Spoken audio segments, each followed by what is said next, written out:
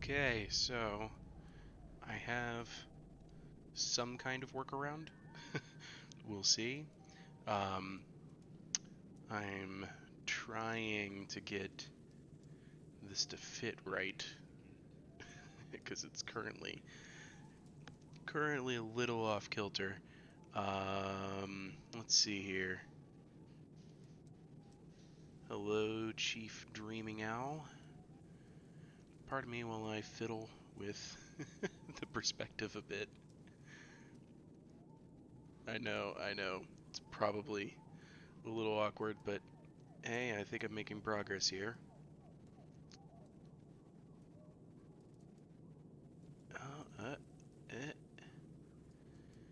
Don't want too much cut off. I just want it to be just right. Without... yeah. The kind of thing you can only do live. As you can tell, I am not a master editor. Okay, how about here? Oh, I think I got it. I found the perspective that works. So I'm gonna go with this. All right. Here we go. Welcome. Here we are. Banner Saga 2. We're going to do a new game. And it says here that I have 5 saves, so I have to figure out which ones I'm going to get rid of. The only saves that matter to me are my original save and the save that I've done recently with my wife. So I'm going to go ahead and delete this save right here. Yeah, let's get rid of that. So long. And we're going to start a new game in profile slot 4. We're going to import saved game from our most recent outing. Let's see here. We are looking for 2018 July 22nd, 1:14 in the morning. That's us.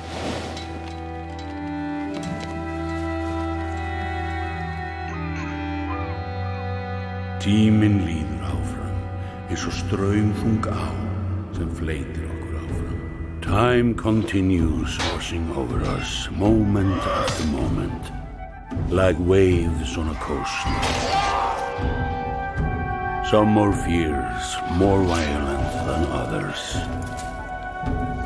So few of my kind, the giant war, remain alive. Even so, I find myself wondering if humans, while able to bear children, suffer more for the loss of loved ones.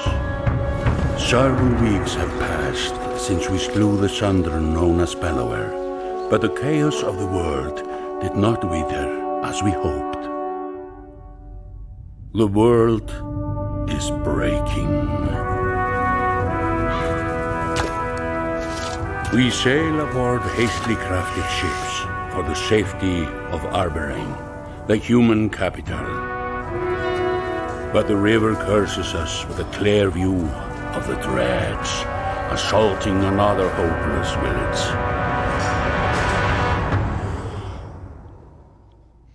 Okay, so is that a buffering nightmare for you all? You'll have to let me know. It looks like, as I'm watching from my phone, a complete and total travesty. No, trust me, Chief Dreaming Owl, it's probably not you. It's whether or not this encoder can handle this game, because apparently this one is a little bit more graphically intense than the first game. I don't get why. But it looks like now that that cutscene's over, looks like things are working out just fine now that that's out of the way. So yeah, that cutscene was pretty intense.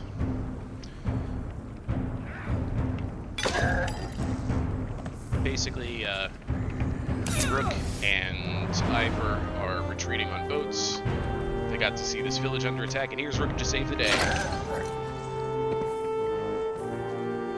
Keep killing them. He is on the warpath right now. Damn it, Rook, quit running ahead. Okay. I know how to look at the screen, so it's going to give us some of the tutorial stuff over again. Hey, look at this. They're not hiding the fact now that Dredge are totally out here with children. There they are, as seen clearly. Yeah, okay. Well, anyway, did that. Yeah, I know how to play the game. I'm just gonna quickly get our way through this tutorial. Okay, yes. And, okay, fine. Okay, yes, I know how to fight. Yay, he's killed. We've killed it. Dead Dredge. Dredge is dead. I'm more interested, actually, while I'm here. Hold on, we turned banners on. Ivor doesn't have his 20 health. This is not accurate. Yes, this is how you spend willpower. I know how to spend willpower. We'll use a special ability, Sundering Impact, because it deals additional damage to the people next to them. When you hit them, you can see how thrilled I am to go through a tutorial. Well, it's not like I didn't just play this game yesterday.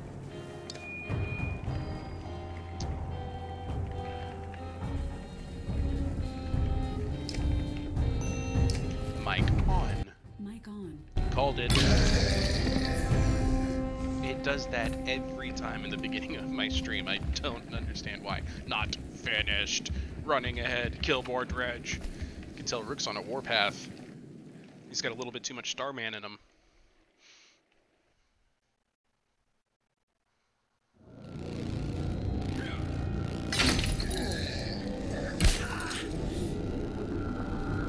It's like not stopping for anything. Look at him go. He is surrounded. Alright, so what's my piddly 9-10 self gonna do about all this? Who's first? And then you're next? Okay. I know how I'm rolling this one. Get over here. And at least get started. The less health this guy has, the less he's gonna hurt Rook. Ow! Alright. He can't reach me. And of course it's gonna be that slinger. So I'm gonna go over to that slinger. Give him a piece of my mind. Ah! Deflected. You know, I had the time to break. I probably just should have broken and then attacked. I forgot that that wasn't the exact next character. Ow! Alright, who's next? Somebody who can't reach me, and then it's this guy. Okay. So we're gonna step up. We're gonna break.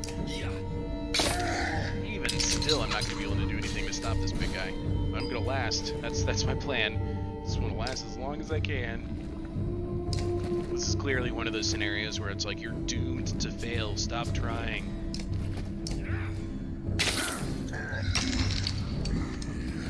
Oh, come on. Alright, who's next? Some big guy. It's this big guy. The willpower, just gonna keep beating up on this one person here. There, you have no armor now. But now that guy's gonna reach me, so I'm gonna fall back to the corner and turn. Who's next? Who wants some? I'm not a coward, you're a coward.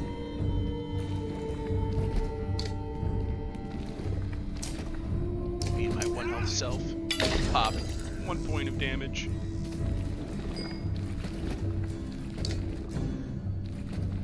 I swear I'm gonna kill somebody.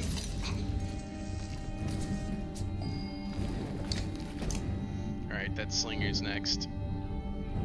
So I'm gonna go over here. Make that slinger think twice. Bam! No, that slinger's not gonna think twice about it. Oh. Dun dun dun. A final blow directed at your head is deflected and giant horns slam into the dredge surrounding you. Ivor pulls you to your feet and away from combat as other fighters from your caravan rush in to finish off the enemy.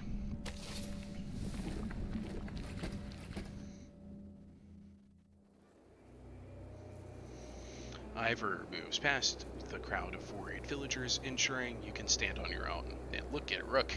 He has lost some sleep. That is not a good look at you, man.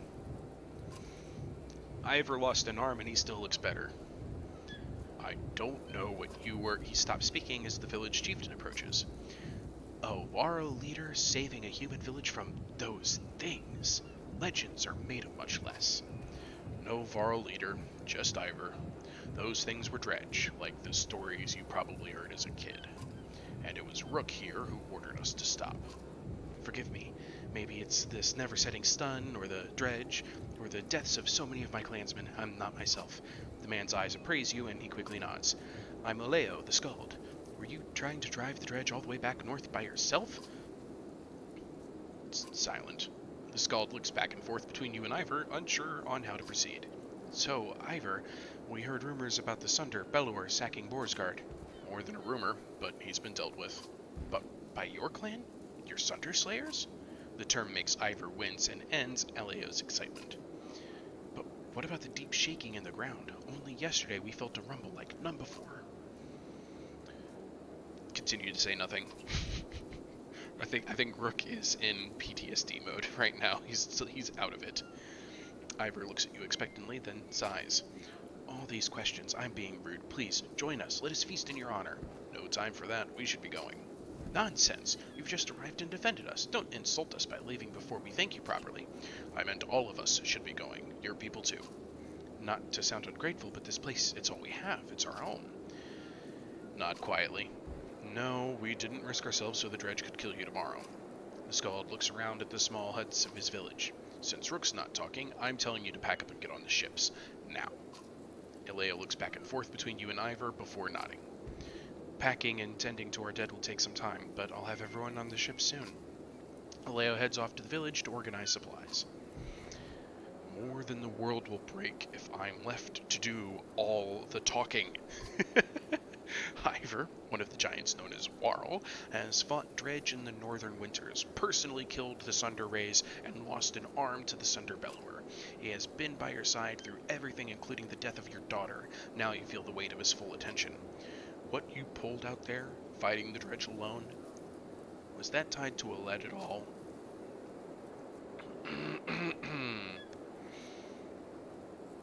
They'll pay for taking her from me. Not much of a plan. I don't care about a feigned plan. They killed her. Bellower killed her, and we killed him. And she's still gone. I shouldn't have let her fire that arrow. Maybe that's why you charged into those dredge alone. You think you deserve to die. Only the lapping waves on the bank disturbed the silence. I felt the same way back on the bridge in Einertoft. What changed your mind? Not sure it has changed, but these people, they need a leader. That better be enough to change yours. He walks towards the village, leaving you alone with your thoughts. I would not leave Rook alone right now.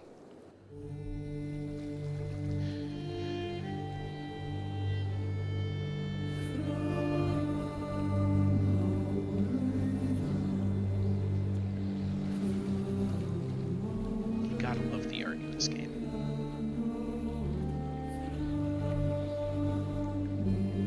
I like Starman's voice here. He says, "We will kill them all. Only good dredge is a dead dredge. We will name them the Dedge." Yeah. Chapter 8.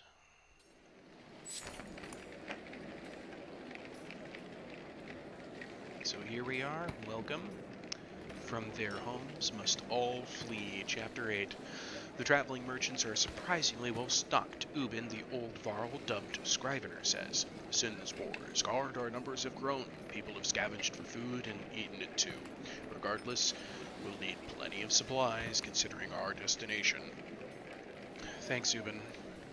Of course, he says. Oh, almost forgot. There's something ruffling the feathers of the ravens. The mercenaries who followed us from Borsgard. Chat with their leader, Bolverk, but be careful.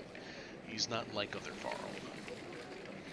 And this is what tells me all about the blah blah blah. Hey, look, it got our morale right. And actually, you'll notice that the renown, the clansmen, the fighters, Varl, all those numbers are actually accurate to where we left off. Days of supplies, I don't believe that's accurate. I think we had like 50 days of supplies at the end. And they are not going to force me to buy supplies. I don't want any. I have plenty of... That drops me below 30 renown. This better be worth it. Stupid tutorials. Okay. Going to the... I don't have a hero's tent yet, so I'm not going to rest without I've got 30 days of supplies. I'm just gonna rest. Heal whoever's injured. Okay, that's done. I'm gonna go talk to Oddleif first. Oddleif, your former chieftain's widow, is demonstrating fletching an arrow to a few people as you approach. Give us a moment, will you?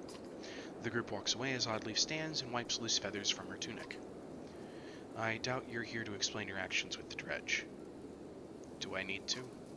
She looks at you in silence for a moment before clearing her throat. I wanted to discuss the clansmen. They're good at scavenging for food while we travel, but we could always use more fighters. But training them takes time. I'm not sure we have that much of that to spare. Then you'll just have to find a balance that works. We're okay for now, but who knows how our needs will change. I see. Thanks. You turn to leave, but Oddleif places a hand on your shoulder. We should talk, Rook, at some point. Talk about what? You.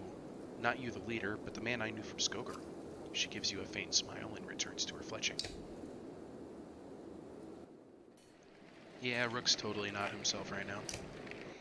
Okay, let's go talk to Bolverk. And what a voice this guy has. The Varl mercenary leader Bolverk and a rather large female fighter are talking to Juno, a member of the Spell-Weaving Menders Council. Bolverk looks annoyed. Nothing unusual. There is no haggling on this. You already accepted the offer in Borsgard. Get this one to do it. Get me to do what? If Juno is surprised by her presence, it doesn't show. She continues to stare straight at the Varl. Rook is seeing to the survival of this caravan, something I doubt you care to do. And why do we go ahead and introduce the new character, Folka? I actually really love this lady. She's not your typical hourglass figure female character, but she is clearly a warrior. Also, she's a spear wielder, and I love spears. He won't be seeing to anything much longer if he keeps fighting like he did earlier. But I'm still here now, and I'm thankful for that. Your importance to these people can't be overstated. Okay, but what were you three talking about? With respect, Rook, that stays between us for now. Her look at Bolverk says she expects him to keep it private. Avon needs my help with healing the wounded, but we should leave soon. See Hacken at the dock when you're ready. Juno leaves without another word. Fane Volka, one of these days, Claw and Fang will get thirsty for Spellweaver blood. Claw and Fang? His axes. The large axe heads are polished, the blade sharp, and the cheeks scarred from plenty of use, but it's the gray handles that stand out. They're unlike anything you've seen before. And, I wonder where those gray handles could have come from. He has two of them, and he's missing a couple of something else. I wonder what it could be. How long are you going to let Juno tell you what to do? You avoid his goading. Only to Arborang, then it's King Meinolf's job. Like he's got the answer to any of this. He'd royally piss himself if he ever saw a dredge. The pig-tailed fighter laughs. Have we met? I'm Folka, a shield maiden in charge of keeping the ravens alive. Bolverk gives her a stern look, but she doesn't back down. I already know who you are, chieftain. I heard there's a problem I should know about.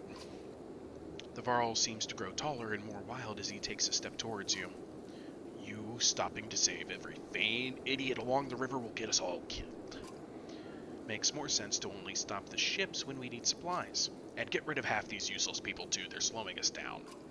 That's not going to happen. Humans, you're all the same. You think you have it all figured out in your short lives. You've got no faint clue what's going to happen, no more than any of us.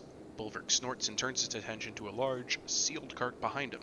His bear-cloaked back indicates the conversation is over.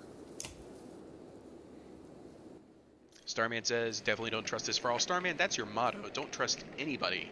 Hey, morale's gone up. Look at that. We're on day 2 of game 2. Time to leave. The wooden planks of the well-used dock creak as you walk across them. Hacken, a warrior recently acknowledged as King of the Varl, paces on the dock. Not sure I was made for this, he says as you approach. Commanding in battle is one thing, but deciding how many chickens we need to bring? I'm just as lost as you are at this. Is that so? Hacken says. It seems like you were born to lead these humans. Maybe Varl are more yox-headed than just our horns. His laugh rumbles through the dock. We're as ready as we're going to get. Let's sail. We're going to depart. After lighting the funeral pyre, the last villagers find seats on your rickety longships built of scrapwood scavenged in Boarsgard. The ravens find space around a large cart on their black-sailed vessel. Oars slowly move all the boats into the river's current.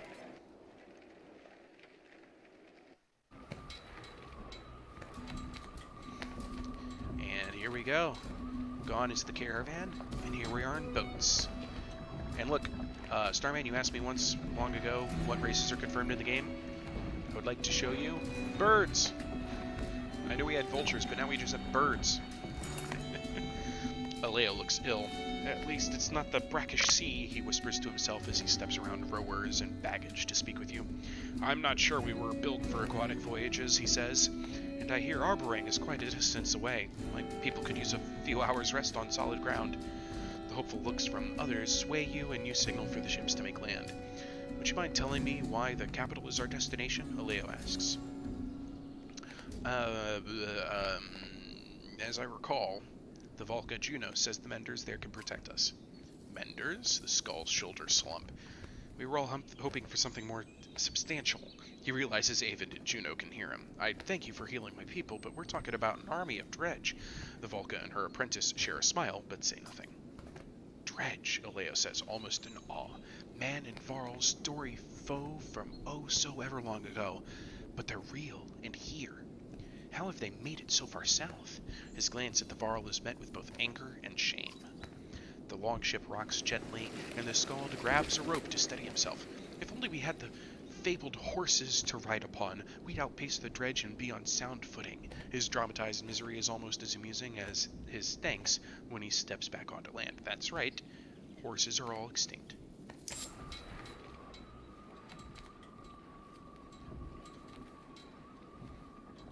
Oh yeah, we're not going to discuss spoilers in my chat. I won't have it. No, no, no. Alright, so here we are looking at the map of the world again. I know how to use it. Yes, this is a map. Yes, this is how you read a map. Oh my god. This tutorial assumes you just pick up Banner Saga 2 without ever playing Banner Saga 1. That's where we're going. Right, right. And oh look, here's Arborang, right? You're gonna make me click on that? Is that what you want? Is that what you want? Is that what you want? Okay, I clicked on it. Are we done? Okay. Let me show you the interesting thing. Plains of Slaughter.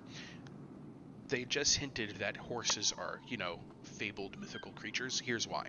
The early days of the Horseborn are a tragic tale indeed. No tale more so than that of the Plains of Slaughter, where, furious at man's treatment of horses, and conflicted emotions about their own relationship to the beasts, stole and slaughtered the horses wholesale in defiance. As time passed, they would deeply regret the decision and withdraw further into Horseborn territories, cutting themselves off from the other intelligent races completely. So an intelligent race of beings called the Horseborn killed all of our horses. And they feel guilty about it. Yes, I'm where I can return to camp. Yes, that's the number of days, that's morale, that's our supplies, that's how we go to camp. Alright, we'll go to camp. Oh my goodness, tutorials. I don't need to rest though. Oh my god. And let's go see heroes. This is what I actually wanted to do. Yes, I know how to manage items. This is how you view. Oh my goodness. I know all of this already. Oh, okay. Alright. I think tutorial's done. Let's go to heroes. Alright, so. Let's get all of our best out here. You'll notice that the first thing they've done, everybody gets a static plus, third level, no matter who they are, no matter what. So I already have Ivor up here. I got Gil. Here's Oddleaf, and then Avend, Rook. So now we have room for one more on our team since we don't have Alette anymore. And Nid, as good an archer as she is, I just don't think she has what it takes. I think Hacken. I think he's definitely our new extra character. I mean, because he's swinging just as strong as Ivor can, really. So we're going to set Hacken up in here, and let's go down the line, see if we have any points available. I'm just going to click through everybody. Yeah, Hogan has 4 points available. Might as well use them. Confirm. Oh, here, you know what? Here, let me show you something else. This is new to this game. I'm gonna raise them up all the way on these. Oh wait, on these 2 stats. You'll notice there's a plus sign here. We now have the ability to, once we max out a stat, to give them a special ability. So when you max out the exertion stat, I can put ranks into something called dodge, which would give them up to 15% chance to avoid a strength attack, which is pretty useful. Or lucky shot, which is 30% bonus hit chance, 50% bonus hit chance. I'm not sure. I guess this is useful if you can't beat their armor, but that's still just for 1 point of damage. I'm not sure it's like even worthwhile. And then for break down here, we have exploit, which can do puncture. So it means you can put puncture onto a melee character. Puncture is the ability that makes archers so good. Or we can have, 5, 10, 50% chance to avoid an armor attack. I'm not going to worry about that with Mogan. Just going to confirm like that. That was educational. No points available. Krumer has 2 points available. Break. Moger has 2 points available. Shield. Bercy has 2 points available. Strength. Luden has 2 points available. Armor. Oh, and Luden's put on some scruff. He's growing out some facial hair. Here's a new character, Trigvi. We're about to meet him soon. He's a little weird. You'll see why soon. But he has the same abilities as Luden, actually. Embolden and Impale, so they're the exact same character. Let's compare stats. 12-12. They can both be a 12-12. They can both have 10 willpower, 3-2. Yeah, they could be identical. It's kind of interesting. So anyway, here's Trigvi. Aleo, no points available. He's a poet. Special ability is kind of interesting. The tale worth telling. The Skald exalts his target to feats of strength and heroism. His words buff an ally for 1 round, adding 1 damage for every 2 strength the enemy is above the target ally. The boasts have no effect if the buffed ally attacks an enemy of equal or lower strength, so picking the right target is important. So, yeah, it gives you a chance to really turn the tides on somebody if you have if you have somebody who's really weak compared to the target they're fighting. And Scald Song Skull adds 1 willpower to all allies if standing within 1 tile of an ally who delivers a killing blow. Honestly, I'm not worried about it, Leo. I like Avon just fine as a backup character. Anyway, we're at 29. Let's get Rook his promotion. It only costs 9 to do it. We're going to start flying through the ranks here, folks, because they've made promotions cheaper in this game. Going to put it into his strength. If I want to promote him again, it only costs 13, but let's see what we can do about getting everybody to 5 first of all. So Hacken, you're next, because that's only going to cost me 9. Firm. Let's get him to 18 strength, and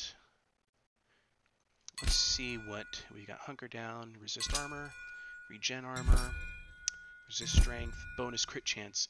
Yes, please. The more opportunities for him to just go ham on the enemy, the better. Also, when I get him to rank 6, guess what he gets? He gets a new active ability. And do you want to know what the new active ability is? It's totally the whirlwind attack. So I'm noticing I don't get Sigbjorn. I guess we didn't handle him right when we got to Borisgard. He doesn't get to be a part of the party, which is unfortunate. Hagen's going to need an item. Trigvi has an item on him. What does he have? 10% chance of -2 strength damage? Yeah, I'm stealing that from you. Alright, Hacken needs an item. Don't want to give him aggro. but a bonus chance to crit on top of the ability I just gave him? Yes, please. I forgot to confirm. There, I said it. I forgot to confirm. So now he has even more bonus chance to hit. So he's got 10% bonus crit chance here, and he has another 20% from Straub's Whetstone. That's excellent. Excellent, excellent, excellent. Okay.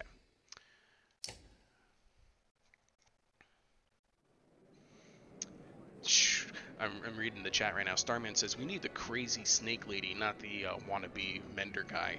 So, if you're talking about Avon as the wannabe Mender guy, I'm going to have you know right now, his lightning ability is unique to him.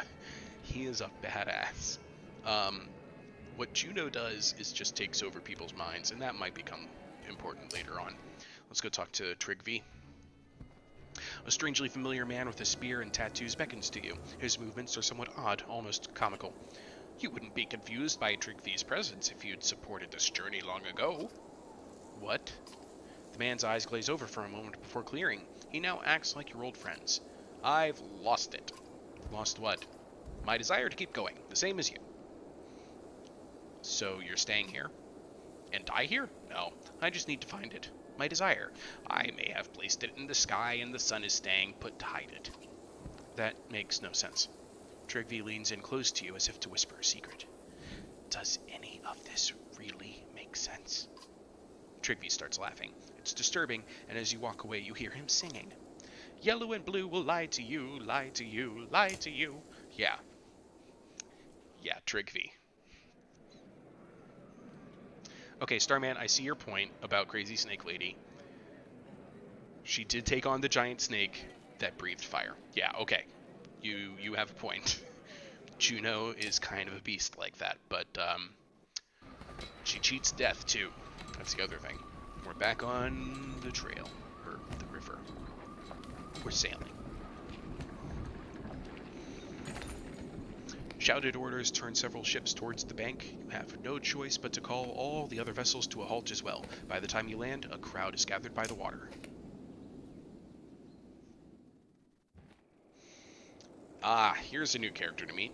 He's technically not a new character. He was a character we heard about. This man is the governor of Borsgard. He's the one who hired the ravens to protect his city from his own people. A man in fine clothes and missing a hand stands in the center of the others. He smirks as you approach. He does have a gnarly outfit. Like, this is pretty cool. What is this? It's like a dead gray fox skin that he holds together with like this brooch / dagger. I mean, it's pretty awesome. I won't lie. Viking mythology is best mythology. And here he is, the famed, self-proclaimed ruler of us all. Are you the reason for this delay? I don't answer questions from backwater scum, no matter how high they've risen in the pond. I'm going to handle this quickly with force. Without hesitation, you grab the man's wolf cloak and slam him into the nearest ship. I've got no patience for mutiny. The man's helmeted guard steps forward, but Luden, the entitled Prince of Ardorang you met in Einertoft, steps in. Neither do I, but you can't kill a governor. Oh, wait. Since Borsgard was abandoned, you're not truly a governor of anything, are you, Rugga? You relax your grip and Governor Rugga knocks your hands away with an unexpected strength. Careful, Prince. Rivers are dangerous, especially this far from your papa's side. The threat causes a few gasps from the clansmen. Luden's bodyguard, the usual quiet Varl Bersi, growls but is waved off by the young prince. The Mender and I were just discussing Rook's banner. It'll make a nice addition to Borsgard's. Doesn't Prince Luden outrank you? Luden glances at you, a brief look of appreciation on his face. If anything, Rook's banner would join Arborang's, or you claiming control of the entire kingdom too. I'm just trying to guide my vulnerable prince home with some dignity and proper leadership. But it was Rook who led the fight against Belur while you hid in your great hall, Governor. Overseeing a besieged town isn't hiding, Mender, just as fighting in a battle isn't necessarily leading. But Rook kept us alive across the frozen wastes, he did, cried a man. Saved us at Einertoft too, a woman adds. Others join in, listing your deeds and cheering your name. Then it's settled. No more delays. Rook is our official guide to Arborang, but will consult with me on major decisions. Everyone just get back on the boats. Yes, return to the ships. I've traded one shitty leader for another shitty leader. That's what this feels like. These pompous city folk, that's what we're going to call it. Borisgard, Arborang, what does that matter to the people of the village of Skogar? Right? Right? The helmeted guard next to Rugga makes a gesture for only the governor to see. Rugga laughs as the crowd disperses. Prince, your guide has a lot to learn before Arborang. I'm glad you guys enjoyed that.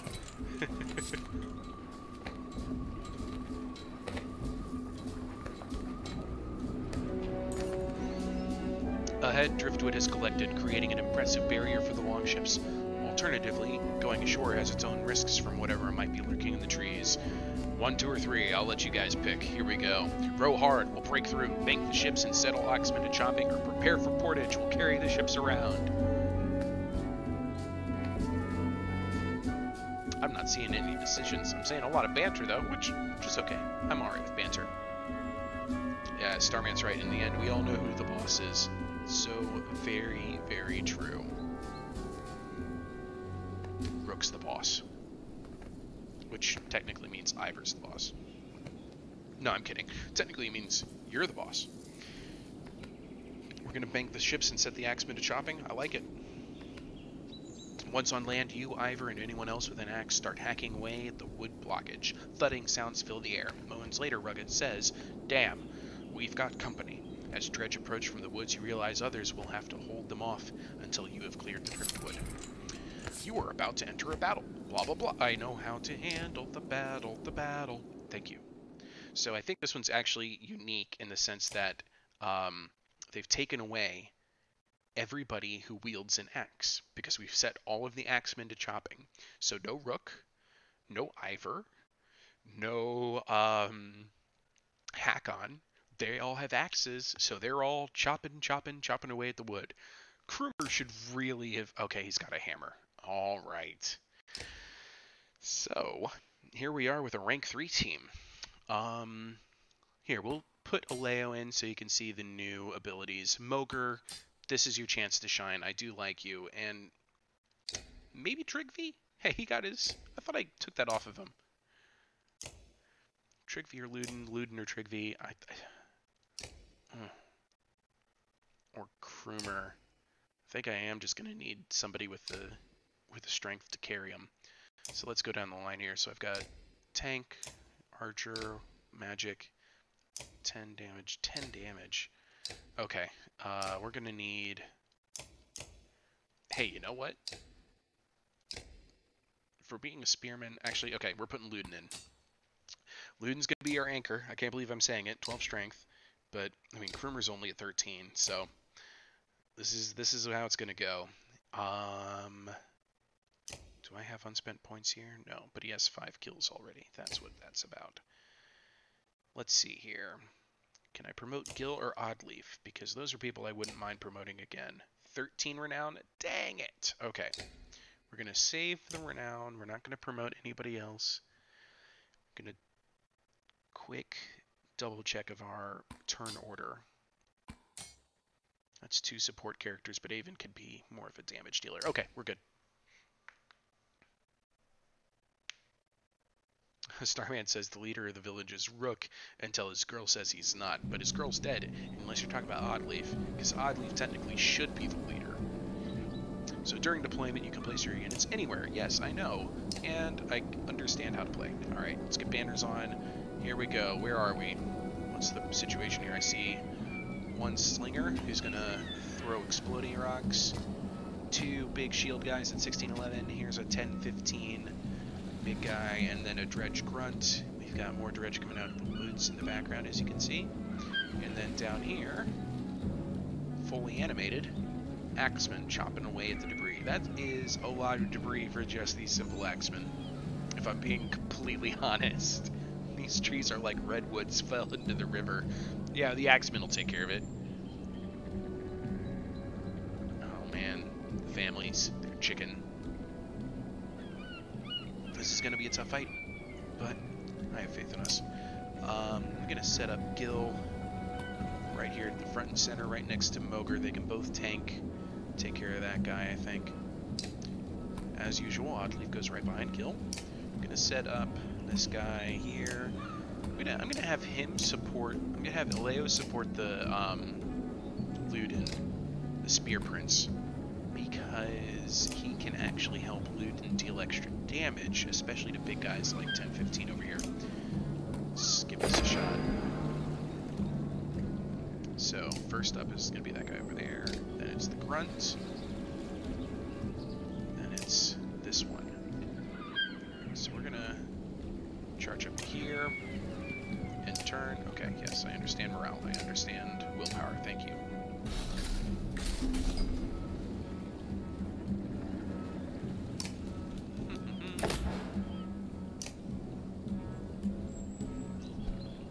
Let's see if we can't trap somebody. We're just gonna do a single point trap here. Get that debris cleared. Hurry! No need to spend willpower on simple moves. Hey, he fell for it. Yep, just 1 point of damage today. But now, I have these two set up for lightning strike. And you better believe it. Full unlimited power!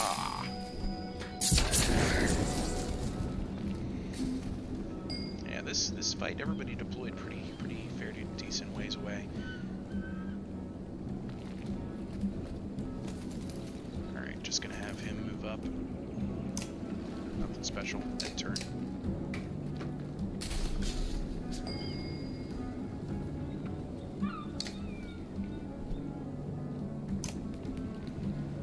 Don't want to put him in a spot where he gets attacked. There we go. Alright. Who's up first? Grunt. Grunt's not a problem. That's the big guy. I'm gonna stand right here. This will help protect most of our characters. So here, that's 3 break, that's 2 break. So we can do this with just a simple rank 1 stone wall. He gets all the way to Oddleaf because I'm an idiot. That's okay, only 1 point of damage. Yeah, let's go ahead and trap that one. Rain of arrows right here. The big one. So this will deal 6 damage, I believe. Boom, and boom! Lovely. Gonna have Mogre step up. I'm just gonna punish this guy.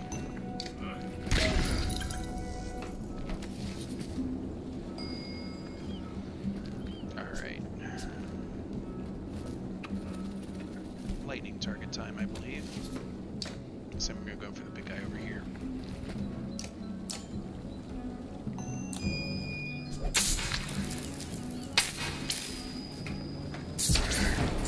Wonderful.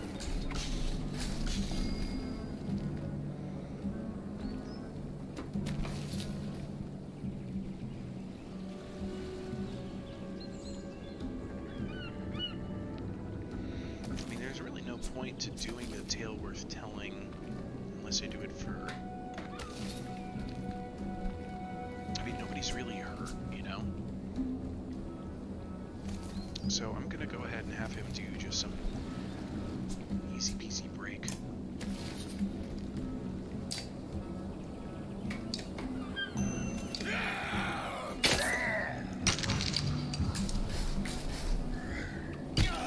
Resisted.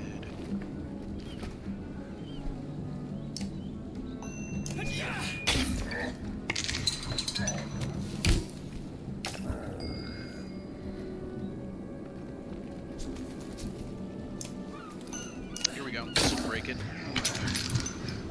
Oh, he's gonna go off and summon reinforcements, huh? Not on my watch, you're not.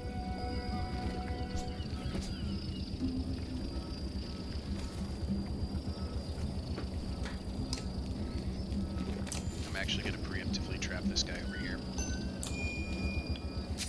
He seems determined to go the long way around this stub, so I'm just going to make him step in it. Uh-oh, explodey rocks time. I see both of them are at Mogre's feet, so that's fine. And Mogre can't reach the one in the back, huh?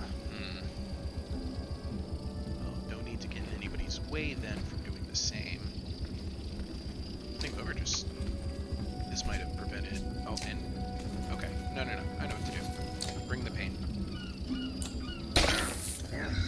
Oh, got out of the way. Oh, phew. Okay. That's 1, 2, 3, 4 passes. Perfect. Yes, I know it's an exploding hazard.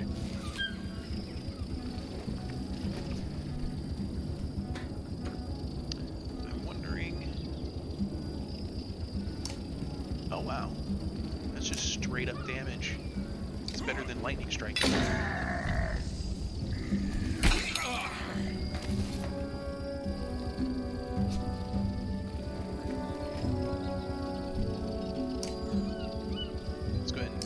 Guy out here.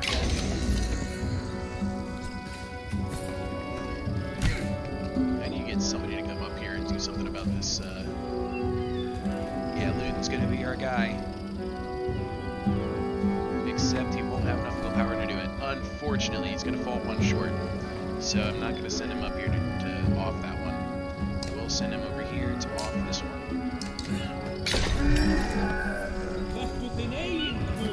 Oh yeah, there's a special ability. Everybody gets willpower when you kill somebody near a Leo.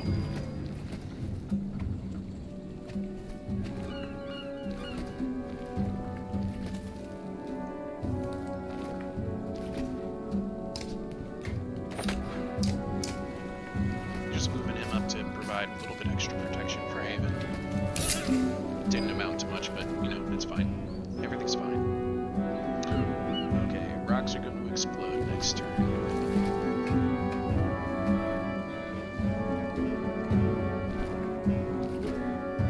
So you know what I'm going to have her do? Time for a big trap. This one will actually kill this guy.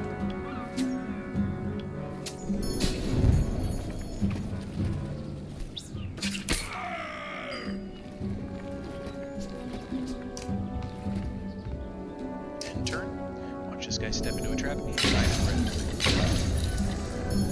And I never had to break his armor. That was all odd leaf. Gotta love how that works. Yeah, this is just gonna be some easy break.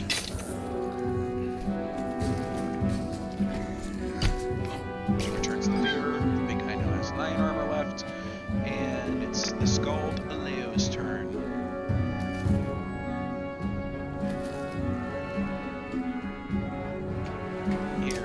A special ability to Avend.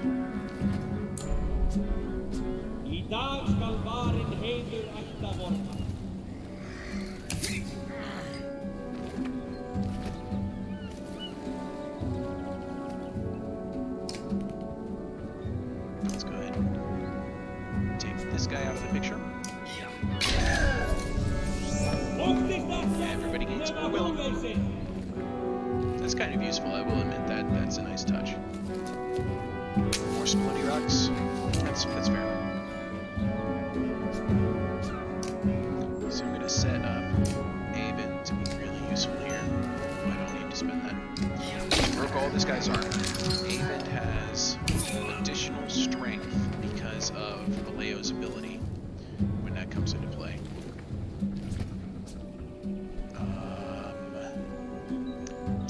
He's gonna get exploded. Not gonna hurt too much, but it is gonna happen. So we're just gonna go ahead and make this one pay for it.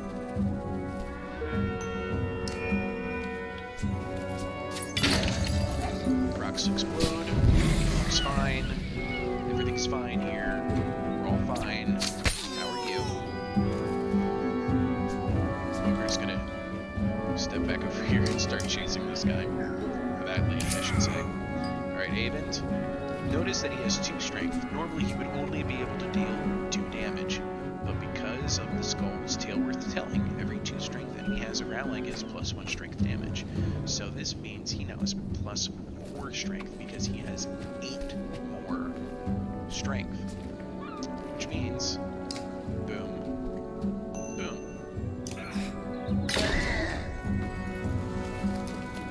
Oh gosh, more exploding rocks. Okay. That one might actually be able to do something to get a tale worth telling on him again, I guess.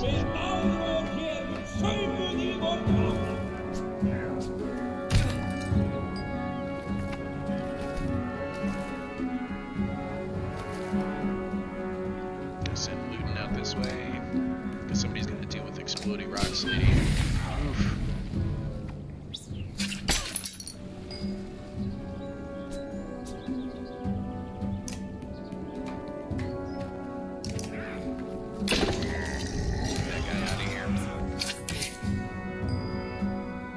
Lady out of here.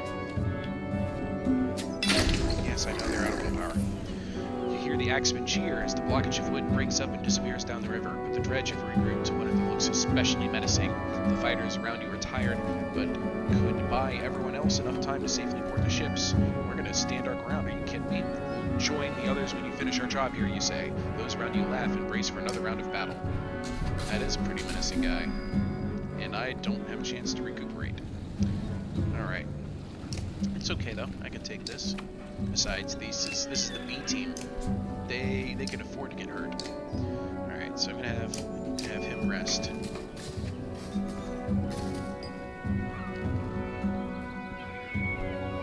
So next. That is that. Then it's that. I don't see a good lightning target, so I'm actually just gonna have Avian step over here, and I'm gonna do a mend on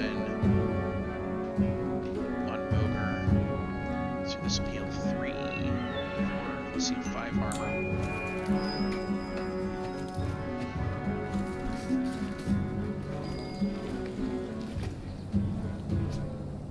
I'm just gonna have him rest.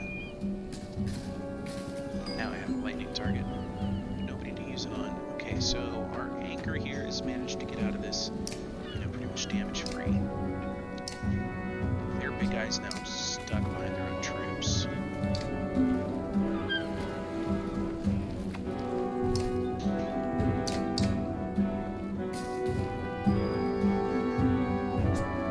Our tank is behind the line.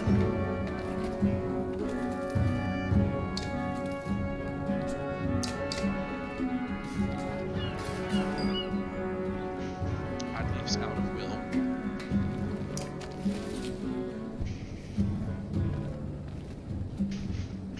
Okay, I have an opportunity here to put a lot of damage into their big shield guy here. So it's 5 squares. If I get her to...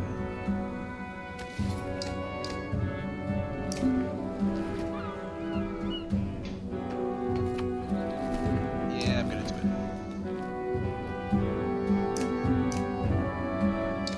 I'm actually gonna trap somebody else. I'm gonna trap this guy.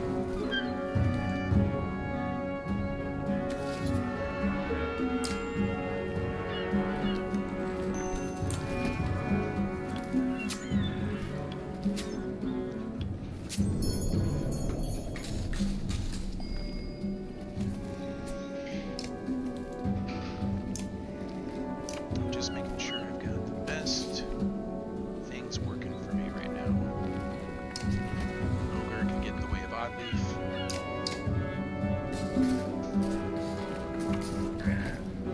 Ogre's down. Alright. That's fair. Do I have a decent lightning target? I do. Get these two. It's not my full strength, but it's still something.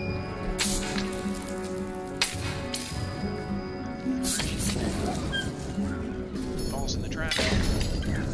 Takes down 6 damage.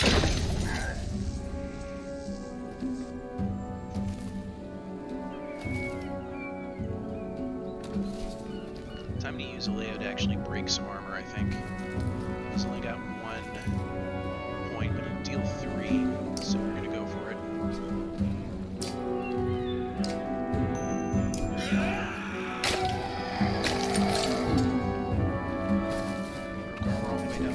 Oh, no, not. Oh.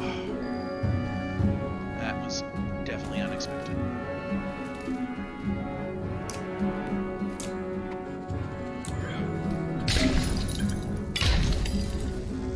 So that special ability means next turn, every step this guy takes that Luke just stabbed, he's gonna basically run away and take extra damage for it.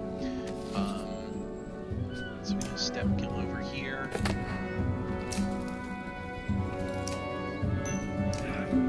It's down to these four. I think they can take it.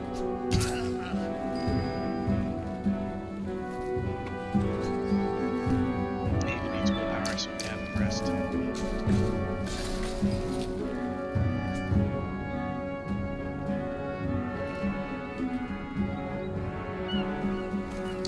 Alright, let's think this through.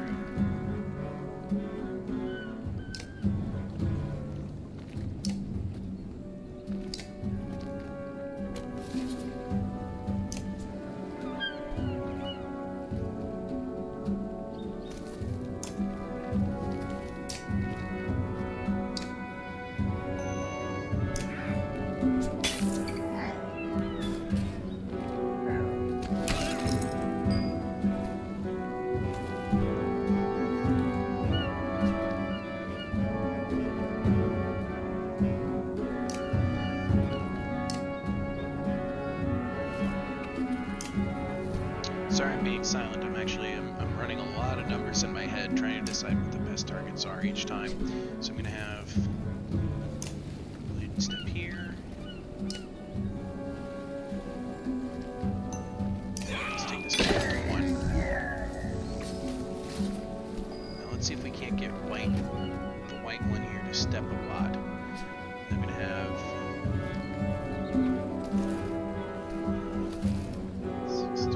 still only doing 6 damage. I bet you just by getting in his way, we'll be able to make a difference. Let's see if he moves. Nah, he didn't. Okay, that's fair. Still resisted. Zap. For 2, 3. Why not?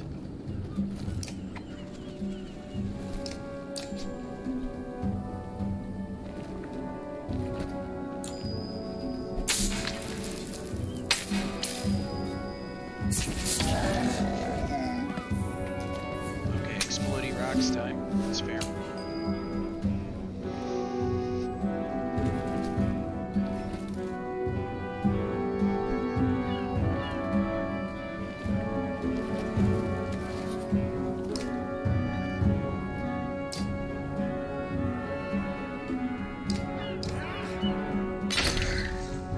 Oh, that was the... I didn't realize that's who I was attacking. The banner's got in the way.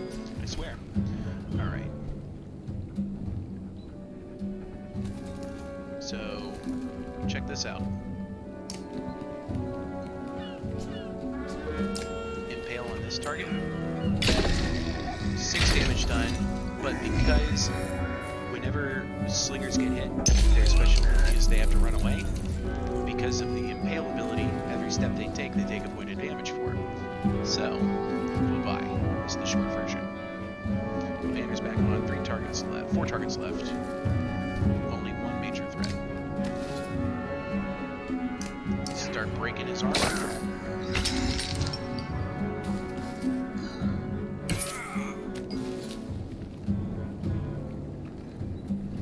Okay. Trying to look at unit placements here. Alright. We have another lightning target. We're gonna take it.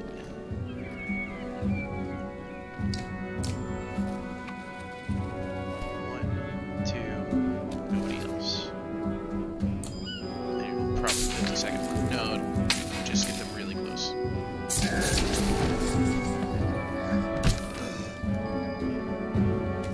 Alright, so 1 strength. Keep breaking the big guy's armor now.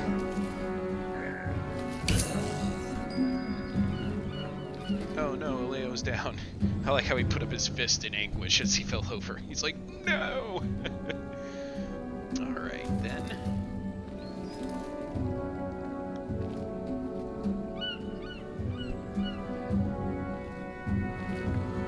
I don't think I'm gonna bother with a pail on that guy. I'm just gonna step here and break more armor.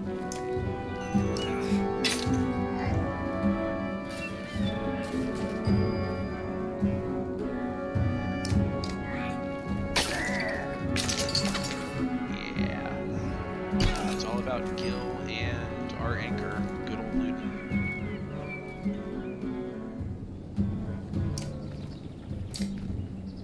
50-50? Why not? Yeah, Avon with the melee kills. If I break, no thank you.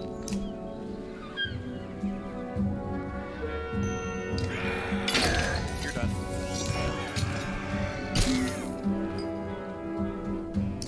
And Gil with a kill.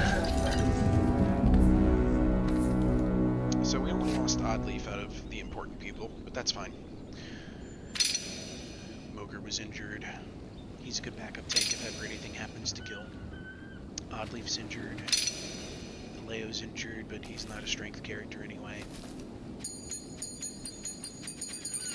17 renown, I will take it.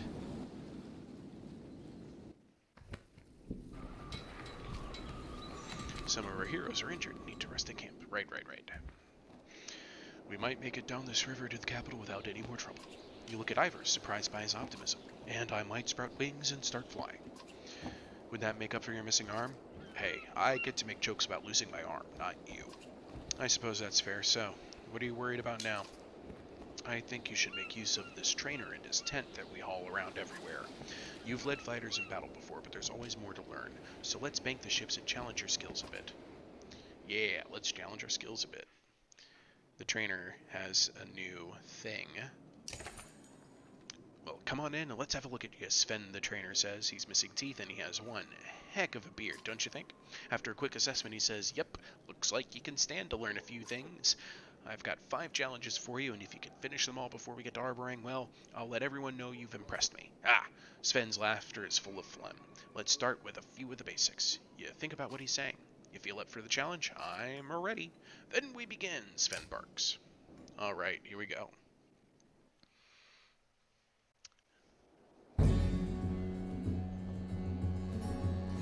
Alright, so let's check this out. So this is a very specific setup kind of scenario. It's they wanted to give you like puzzle challenges basically. Try to get you to figure out how to do these things, which is the success is made by forming a shield wall, killing an enemy using puncture, and use heavy impact to damage 3 enemies at once. When Hakon or an Eval warrior attacks a target, all enemies adjacent to the target also take damage. So I have to try and get at least 3 of these guys touching each other during Hakon's turn. I do not get to control deployment. Alright. So we need to protect this archer here. And you'll notice that right away these guys have a lot of move. So there isn't really anywhere I can deploy that is going to prevent this archer from getting stabbed for at least 2 to 5 damage, because these two are the first spearmen to go. I can either stand, like here and block this one, but if I do that, this one can still just go straight past. So maybe I can stand here, but then this one can go straight up the pathway here. You can tell I've done this recently. So I'm going to go for the next best thing, which is form a shield wall by just moving right here and turn.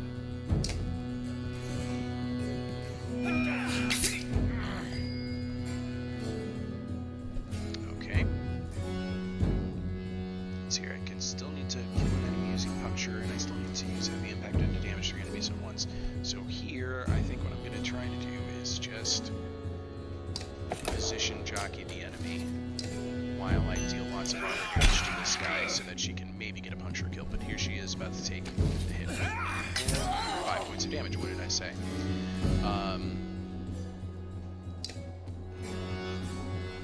So let's make sure the archer is safe from everybody else.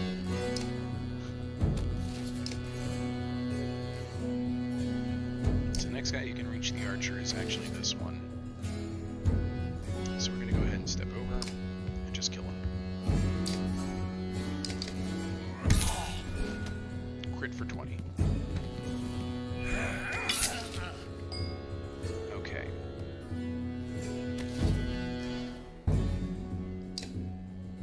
Safe from that spear. Not safe from that spear. Definitely not safe from him. Alright, so we're going to go for moving over here just to try and position jockey them.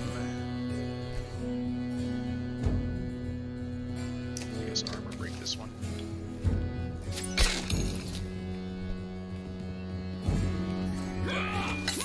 So now I'm in the unenviable position of really needing to get these guys out of the picture. This is a tough one. I won't lie. It's kind of funny that they start with this one because this one's actually pretty tough.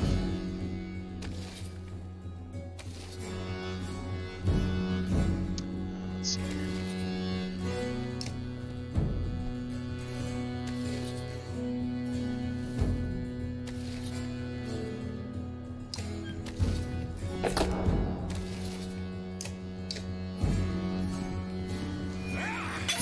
Alright, we're going to go ahead and restart because we just lost that one. We can now no longer kill anybody using puncture since she killed my only person with puncture. See what I mean about these challenges? They can be tough. So I think next time I just have to let the first spearman through to the archer because the second one I can still block that one completely. I don't like these things, honestly. Well, I mean, I do like them. It's just, let's see here. What's our status on hacking anyway? Injuries. Let's get the people who matter back in here. Right.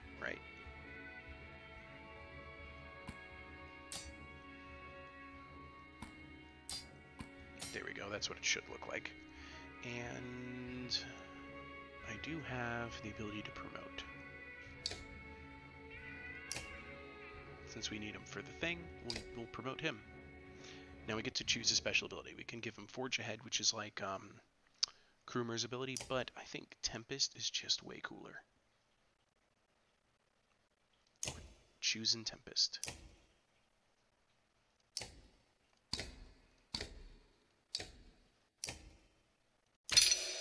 Perfect. And we're going to go for the obvious bonus crit chance. We're good to go. We can level somebody else from 5 to 6. We're going to go ahead and put that into Rook. Oh, no, wait. Gil. Because he gets a cool special ability. He can do Run Through. He can do Bloody Flail. He can do Axe Storm, or he can do Guts. It's really cool. We get to choose between 4 special abilities for him. Guts is the one I like the most, though. It is an area attack one that knocks the enemies back. You've seen the Dredge do it with their armors for break. This one is for just straight up regular damage. The animation's pretty cool too. Axe Storm is if I wanted to give Gil a ranged attack.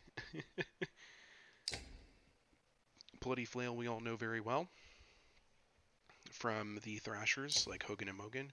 Run Through would be good, but the thing is that always pulls the person who uses it out of position. So we're going to go with Guts. Because this is one that really benefits him as a tank. He gets to push the enemy around a bit. 2 points available. I'm going to put it into his strength for sure. 2 renown left. I'm going to go ahead and do that 1 day of rest for Oddleaf. Let's talk to Avon before we go try that challenge again. You watch for a moment as Avon, Juna's apprentice and the mender found nearly dead at Ridgehorn, moves his staff in a complex pattern, repairing some armor. Not a bad festival trick, right? I've seen worse. And I've seen better, like yours back in Borisgard with stopping Bellower. For all the good it did. Avon watches you, studying your face before speaking.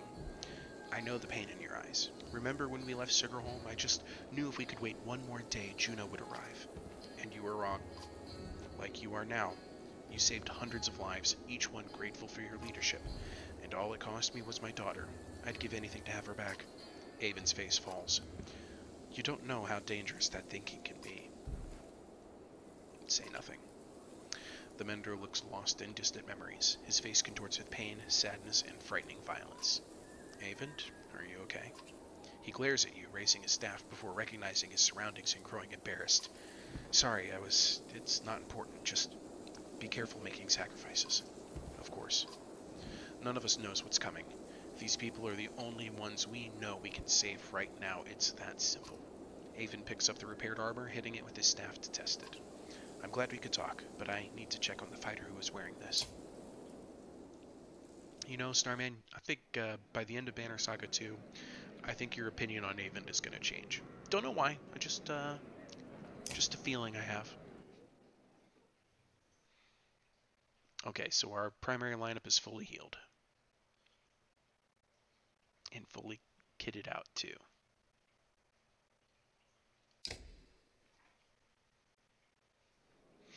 We're going to try that training scenario again.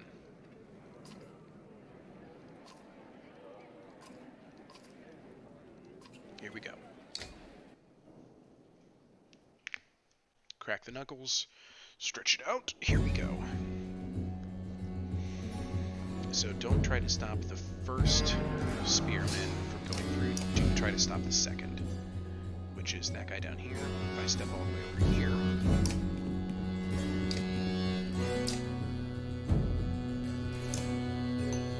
just breaking armor. He was going to step up and stab that lady anyway, so that's fine.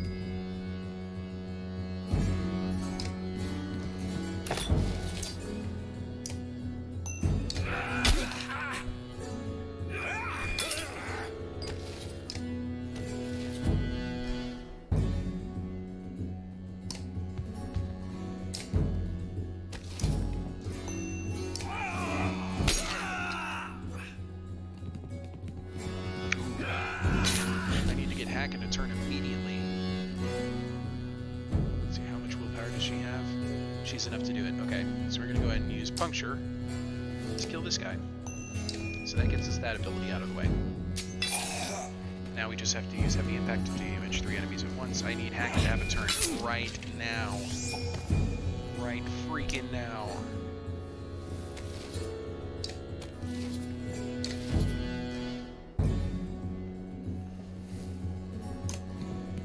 Let's see if I can just stop this guy from moving.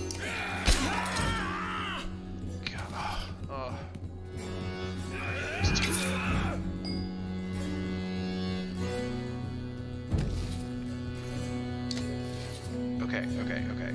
If I move this guy right here, there's every chance that this spearman is going to go all the way to that spot just to stab him. Let's hope. Yes! Yes! Heavy Impact. Take this, boys! And the scenario's over. And here's why I really love doing these. Wait for it. Wait for it.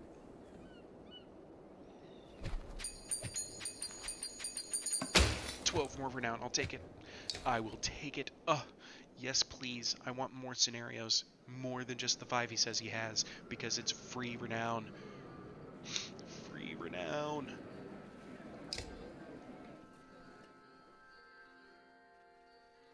Starman says, I don't think he can take on a giant fire-breathing snake that wants to eat the world like Juno. Chief Dreaming Owl was actually really impressed by that maneuverability there. Thank you very much. I try very hard. Okay. Rook promotion time? I think it is. Yeah. Okay, so here's his special ability. I haven't played as Rook in Banner Saga 2 in a while, so let me take a look at this. The peal of Rook's Warhorn rallies the heroes and calls them to pillage. During pillage, there are no more guaranteed turns. Killing an enemy gives the heroes 2 turns in a row, but the same holds true for the enemy. This calls for wisdom and timing. Ooh, how fascinating. You can go on kill streaks. But the enemy can go on kill streaks too. Oh, man. I can't wait to try this. That's going to be so much fun. Alright, so let's see. What's the special ability? +2 move, -1 drawing aggro. Okay. And I still have him with... Let's see about... So I can get exploit to cause puncture. Divert to avoid armor attacks. I can go with... Let's see here. Resist strength damage. Bonus crit chance, which is always a, it's always a good one to default to. Resist armor damage or regen armor. I think I'm going to go with puncture, because he doesn't come with puncture like an archer normally does.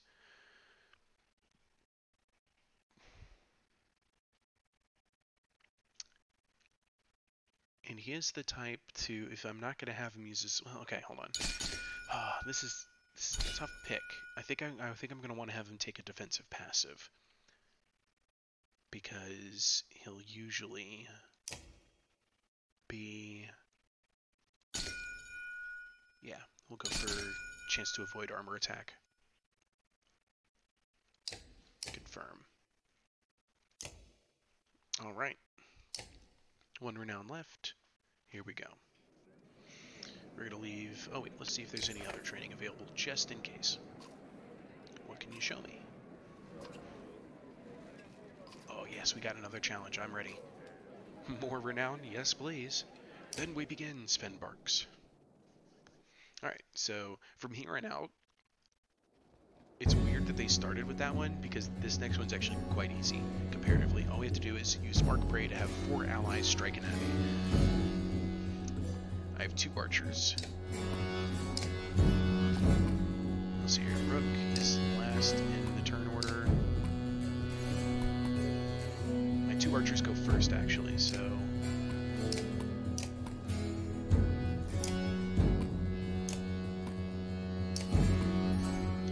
try to do.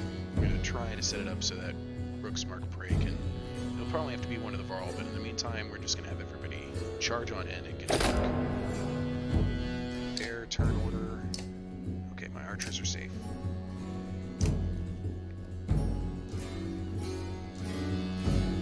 He's deep into the turn listing, so is she. Alright.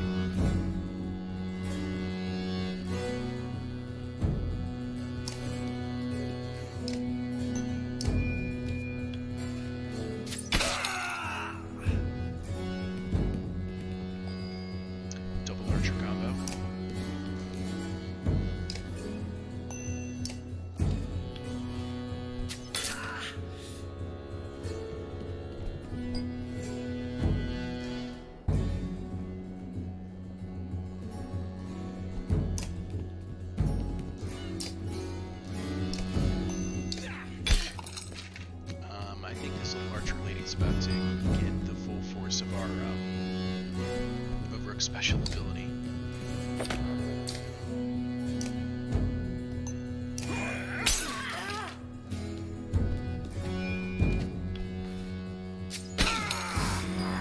Can it be Rook's turn yet? Please, please, please.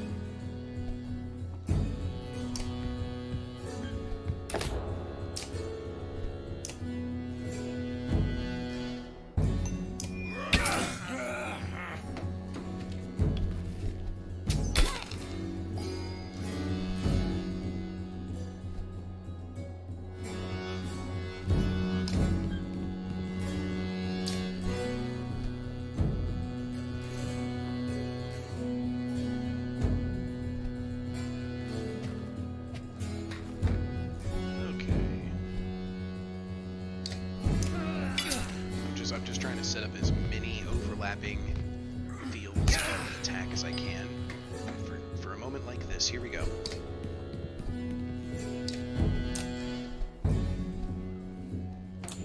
is. Done deal. 1, 2, 3, 4, 5 targets all attack, minus 24 damage, and the scenario's done. It was a little bit overkill, but okay. Renown grows. That's what I like to hear. Get me that renown. 14 more. Perfect. Do you have more for me? It'd be nice if you did. What can you show me? I think this is where we run out. Yeah, he says, let this last lesson soak in a while longer. Okay. Maybe some other time. Alright. Last dip into the hero's tent before we leave camp. 15 renown. Oddleaf's turn. So 2 abilities give her Bird of Prey, which is just increases range, but Slag and Burn, let me tell you, this one's so much fun. Remember the witch archer Irsa from way back in the early episodes? That was her special ability, Slag and Burn. So Oddleaf is really our trap maker when I give her this. And we're going to give a bonus crit chance.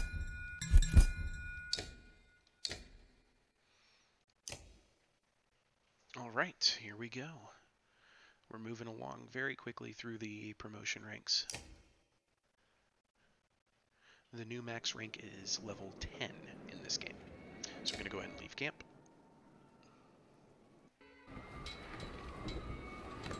Chief Dreaming Owl seems to be a fan of the burning them all strategy. Burn the heretic, purge the unclean. Hey, look at that. The clansmen foraged for supplies. You look at all the food freshly placed in the supply carts. What's all this about, you ask Oddleaf? The clansmen are trying to help as much as possible now, she says. Whenever they can, they'll forage for nuts and berries or fish and hunt. She hands you a piece of fruit. They may not know how to fight, but they can keep us alive by keeping us fed. 10 more supplies, 60 more supplies, I will take it. Absolutely. I don't have to spend renown on supplies anymore. I'm going to keep my clansmen. Shouts from one of the rear longships grab everyone's attention. The quick construction is proving faulty, and the ship is taking on water fast. With dredge on the bank and all other ships almost at capacity, you consider your options. We can bank the longships for repairs, have the clansmen board other ships, dump supplies to make room on other longships, or ask the shipwrights for advice. What do you guys think? Yeah, Starman's happy with the state of the peasants. I agree. Good peasants. Certainly more useful than they were in the last game. It seemed all they were good for in Banner Saga 1 was dying. And honestly, there's something to be said for the tactic of just not caring for any peasants. Because they don't really do anything for you except to eat up all of your supplies and drain your morale, so why have all the peasants? So we got a tiebreaker between 3 or 4. I'm gonna side with Chief Dreaming Owl in this one. I'm gonna say dump supplies to make room on other longships. Clansmen look worried and some complain when you call for tossing supplies overboard, but one of the supply ships is soon empty. Everyone from the sinking ship makes it safely aboard. See, we still have 26 days of supplies. We're still good. Starman says, bring me more food. Don't worry, the peasants will bring us more food. Time on the cramped longships is proving too much for the children. They're climbing ropes, interrupting rowers, and constantly leaning over the sides to touch the water. Some Varl and clansmen look annoyed. Should we just remind everyone that this will all be over soon? Say nothing? Tell people to keep their kids by the side where we're until Arborang, or move families to specific longships?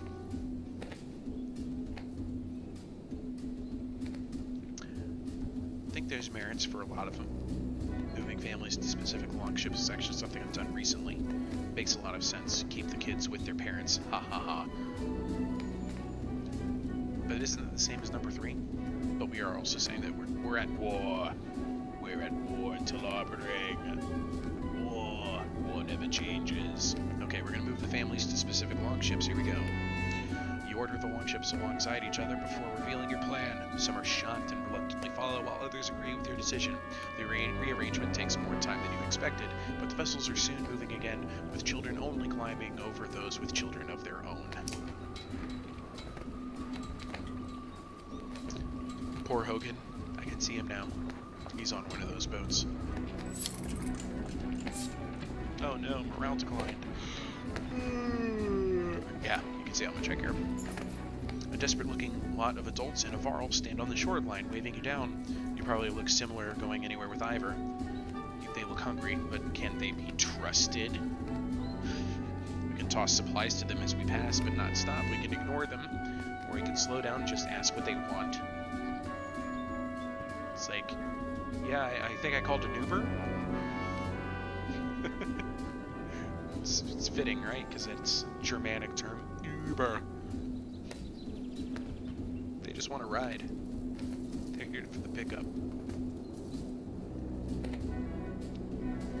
I mean, there's a point. They probably do look just like we did right when we left Skoger. Starman says we're not stopping, but we can give them some food because, you know, we're rolling in food right now. Alright, I support that idea. The clansmen are glad to share some supplies. A few on the shore beg to join you, but they quickly fall silent, gratefully filling their mouths with food. The Varl remains both motionless and expressionless, quietly watching as you pass. Isn't that creepy? Morale improved. Glad everybody's so happy about giving up food. I see a village. Smoke from a village catches everyone's attention and the longships begin to slow. I doubt these scraps of wood we're floating on can hold many more, Ivor says. You feel the governor's gaze on you and he slowly shakes his head. Well, we can help as many as we can. They might resupply us for our trouble. You want me to turn my back on them? Or we can ignore the village and head downriver. It's basically a lot of the same choices over and over again, isn't it? Right now, it's what it feels like anyway. But I am tempted just to stick it to the governor and do the opposite of what he wants. The guy's a punk. Governor Rugga. Honestly, I just want his wolfskin cloak and his dapper dagger. That's what I'm gonna call it, the dapper dagger. Chief Dreaming Owl says ignore the village. That's what the governor says, right? I don't know, Starman, what do you think? We gonna ignore him? Yeah, he says, forget the governor. They might resupply us for our trouble. Alright, we'll go for it. Ivor cocks an eyebrow. And who will resupply them when they realize the trade routes are blocked by dredge? You give them a look and wave the ships to shore. When the ships land, you and a few others rush towards the smoke, but the closer you get, the stranger the situation. There's no sounds of battle or people panicking to put out fires. Keep going, Bolver growls. We'll see what the dead are carrying. The Varl's comment defies tradition, but so do many things about him. So do we push on to investigate, or do we turn back to the ships? Do we think this is fishy? Do we follow Bolver? I mean, Bolver sounds like he's gonna go anyway, right? Or we can just go back to the ships. Yeah, I don't know. This feels like one of those trust scenarios. How much trust do you have, Starman? Chief Dreaming Owl? Other audience members who might be staying silent? I don't know. This one, I know what happens here. I won't lie, but I'm not gonna... Oh, Starman says 2. Run, he can die. Yeah, he wants Bulwark out of the picture. He does not like Bulwark. Alright. Okay, so number 2, we're going to turn back to the ships. No, you say, something's not right. You stop and shout, return to the ships. The Raven leader growls at you as everyone turns to head back, but he follows. Hey, good for him. On the banks, a small force of strangers head towards a supply ship, but stop when they notice your return. A man riddled with desperation steps forward. Sorry for the ruse. Hunger makes men take risks, you know? Walk away. Now. What about burning your village? Or put an arrow in him? I'm curious, why? I'm gonna ask him, what about burning your village? It's empty, he says. Others went north days ago, taking what little was left. Not sure what stopped the trade carts or where all the fish went, but those buildings are the only good for signaling help now. They shouldn't have tried to steal from us. We're leaving. If you come with us, you fight alongside us. I don't trust you to join us, but we'll leave you with a meal. Or Ivor, what should we do with them? Starman says 3. I don't trust you to join us. I'm not surprised. Or go for it. The man looks like he has more to say, but keeps quiet and nods his thanks. He and his people have finished the food before you even push off. Rugga does not look impressed. Yeah, well, screw you, Rugga. I don't see you making any decisions. Clansmen forged 16 more supplies. So all those supplies we just gave away, we just got back. A large clump of hazelnut trees looks like a good place for clansmen to stretch their legs and gather supplies. Once on land, the children laugh while kicking around leather-wrapped balls of rags. You notice a varl on the edge of the clearing silently staring into the woods. He's watching a lone dredge grunt stalk a squirrel. Might be 100 of them in these woods. The varl's whisper is still loud enough to scare the squirrel and alert the grunt. He looks at you and the varl before slowly backing up.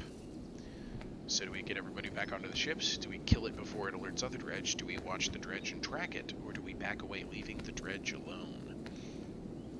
I know which one I'm thinking. I know which one I'm thinking of for sure. Kill it, kill it, kill it, kill it. I mean, there's also the possibility that we can find more dredge to kill.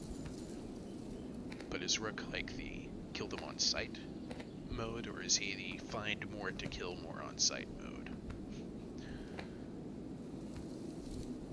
Definitely not leaving it alone. Rook wants revenge. This is revenge, Rook. We're gonna kill it.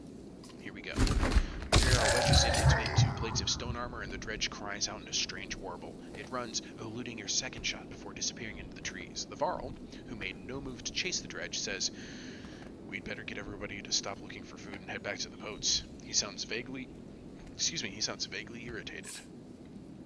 Everyone watches the shoreline in silence, but no sign of a dredge force is spotted. Some complain about running from a single dredge, but most just stay quiet and vigilant. Morale declined. Carved rock on a vacant island. Aselai's godstone almost looks lonely.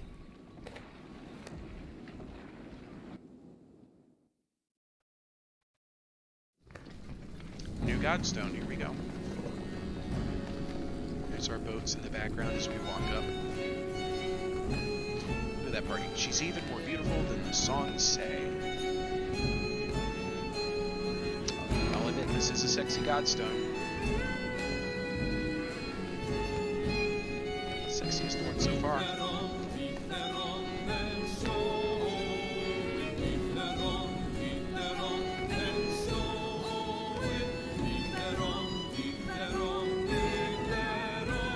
So, new mechanic here. The Godstones don't just immediately hop into the scenario. You actually click on them like they're villages. The clansmen and varl are admiring the Godstone when you notice some are missing. "It's Bulwark and his ravens," Aleo says. "They looked rather upset by my music and all the singing." He shrugs. "If they'd rather hang around that large cart instead of joining us, I won't take it personally. But come closer. Let me introduce you to Aselai, the god of streaming waters. She is the curves of every river, a guide for those of us traveling unfamiliar lands." The skald runs a finger over small etchings in the stone. "Inscriptions from all those who were lost but found a way back home with her help." We're going to pay respects. We say a silent prayer to the long-dead god and return to the pitched camp. Amid the chaos of the clansmen stretching and drinking, a woman in torn robes slips out of your tent. You lose sight of her, but nothing seems amiss in your tent, so you let it go. That's right, everybody. Pay respects to Aselai. Press F. The number of clansmen and fighters is shown here. Thanks. I'm aware. Alright, they want me to train some additional fighters. That's okay. We only have one fighter, so I guess we can train more fighters. So, the trainer looks past you at some of the boys and girls eager to learn. "Teaching fighting to the young," Sven muses. "They won't go back to hunting or foraging for food, you know. Sure you want to go through with this? We need the protection." Sven blows out all of his air through flapping lips. "And let's get it done. How many you want fighting for you?" "We're not going to train 200. That's just ridiculous." "I think 100 should be fine. It'll bring us down to 200 clansmen, but it'll also give us 101 fighters. So I'm okay with 101 fighters." "Alright, we got enough food and water to last us a day and a half?" Sven asks. "That's what it'll take for me to break them from running at the first sign of trouble." "Make it happen." "Consider it done." Sven whistles through his missing teeth. Alright, Hacken wants to talk. That's right, this is the first Godstone in Part 2. The two varl look deep in conversation, but Ivor catches your eye and waves you over. "So they've all armed themselves and are running from something. But what?" "Hacken's becoming a dredge scholar, trying to understand the motivations of our enemy. It's just strange that we've never seen their women fight until recently." good thing, too. We might have lost the Great Wars. You think about what to say. Well, what happened back then? A great deal of killing on both sides. Imagine waking up to a dredge attack every night. Back then, the sun usually set. You'd wake up to a sound and see nothing but glowing eyes around you. Ingvar probably told you we never got close to pushing them back to the depths they call home. Actually, Ivor has never said much about the past. Oh? Ivor says nothing, just holds Hakon's stare. Well, he's probably got more stories than you could hear in your short lifetime. Juno says there's a darkness coming. But what Volkas say and mean aren't always the same. They speak in riddles and prophecy. Still, it might explain why the dredge are everywhere, like someone kicked an anthill. Maybe whatever's coming hit them first. Or maybe it's just a new tactic for a new war. If they've learned to crack the ground and call a giant serpent, then we're all dead and just don't know it yet. Has anyone ever talked to Dredge? Both Varl look at each other. There are rumors that some have tried and been killed in the process. A lot of nonsense. Scald tales about the sound of a Dredge voice making your skin fall off. So there's been no communication with the enemy? Is that normal? We were too busy killing to worry about a fireside chat. Besides, they only ever make warbling sounds. I'd guess if anyone has talked to them, it'd be the Volca. But good luck getting them to give you a straight answer. I'll leave you two to figuring out the big issues. You should know that clansmen have been talking about us killing women and children, Dredge or not. It's not sitting well with everyone, which is probably the way it should be. I say, if it's us or them, we make sure we're still standing. I'm bothered more by your decision to destroy Heinertoft's bridge. Let it go, Hakon. It was the best decision at the time. To collapse a bridge that cost thousands of Varl lives to build. If it weren't for your damned horns, Ingvar, I'd swear you were an overgrown human. The two giants begin trading insults, and you step away, letting them vent. Yeah, they were really strange wars, Dreaming Owl. Or Starman says, maybe they're doing the smart thing and running from the giant fire-breathing snake. Yeah, it's less fire and more like laser beams, isn't it? As I recall, there was definitely like a laser beam that came out of its mouth, not fire. You tell me what you think. Two renown, no point to stay, we're gonna leave. And we're leaving Asile's Godstone.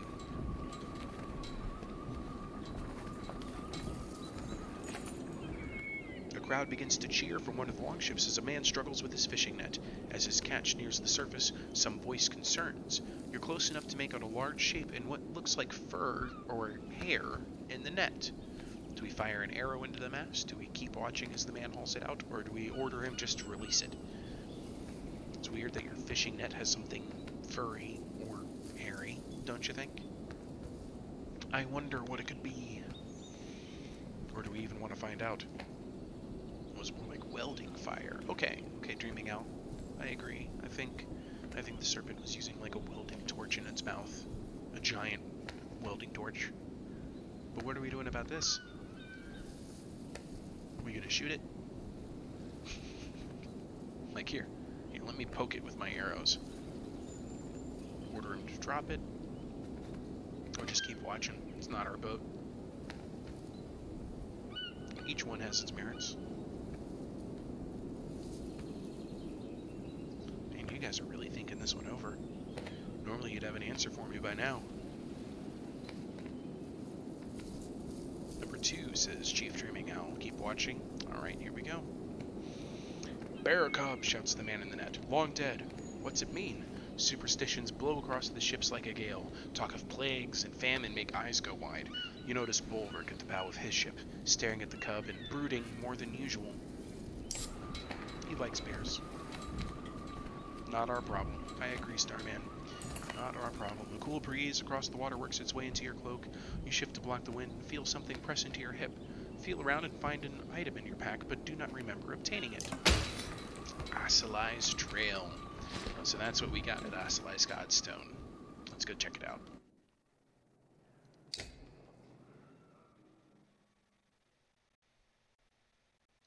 Here it is, +2 will, +2 strength. That's quite handy, actually. So, Ivor's strength, he's at our 20. but I can give it to Hacken. Oh, but he's got such awesome crit potential. +2 strength, +2 will. Maybe I want that on Rook. I don't need the +2 movement as much as +2 strength, +2 will. Make him a 14. Or do I want that on Oddleaf? She's currently 1 armor, 1 strength, 1 will. Well, I can definitely give her something better. You know what? Yeah, we're going to give that +2 strength, +2 will to Oddleaf because she's going to use a lot of willpower, and we'll keep the feather on Rook.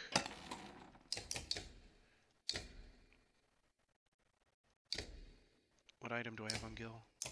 Farthing Yord? Who's wearing the God? Oh, I put God skill on Avon, so he's still got the threat. I have Gil with the extra break. That'll be fine. Oh, wait, yeah, you guys have a good point. Avon could use more will, but it's also +2 strength. That's really what I want out of it. Avon's will is at 12. Okay, that's fine. That's a good call. And then, what's everything else at? Oddleaf doesn't have anything. Right.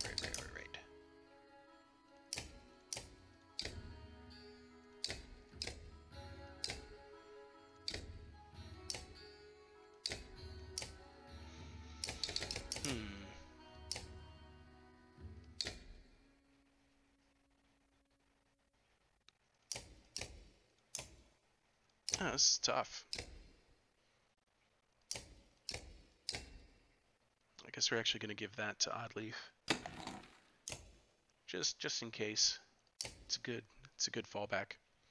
Passive defense. This tournament says so there is a god alive and it's a cute one. Well, there's something to be said that the gods, I think they sprinkle themselves into this game all over the place.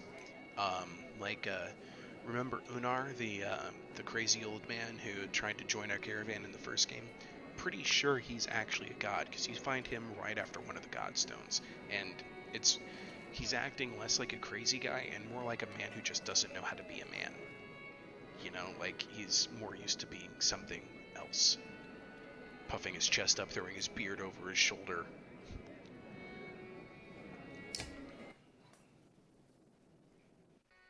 It's like he was trying too hard to be a person.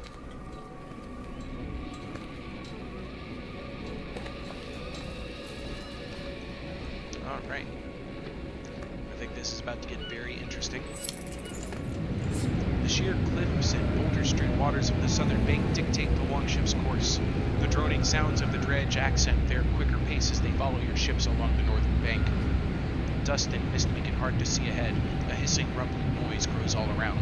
Waterfall, shouts the sharp-eyed mid from the bow of her longship.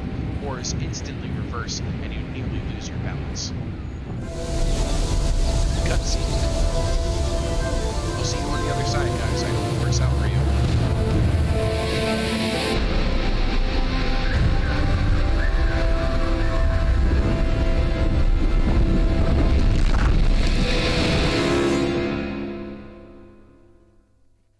Looks like it didn't hurt too badly. It looks like there was a lot of skips, but no buffering issues at least.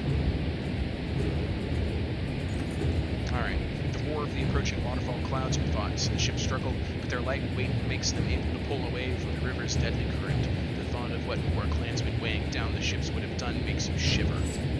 The remaining ship's rowers pull hard, heading for the dredge-lined northern bank. With their haste, the vessels smash against sharp split rocks as they push forward towards the shore. Some fighters are thrown from the boats, sinking in mud under the weight of their armor. The longships are too spread out to command a unified landing. Amid the chaos, look at those nearby. Chris, a stout Varl warrior, and a few others like him look ready to rush the dredge. Bolverk and his company are close to you, hauling their sealed cart off of their ship. Consider your options. So Chris, here's an interesting tidbit. Remember the black-bearded Varl that Hacken beat the crap out of because he saying bad stuff about him? That's Chris. Chris tried joining the party, and Starman said, heck no.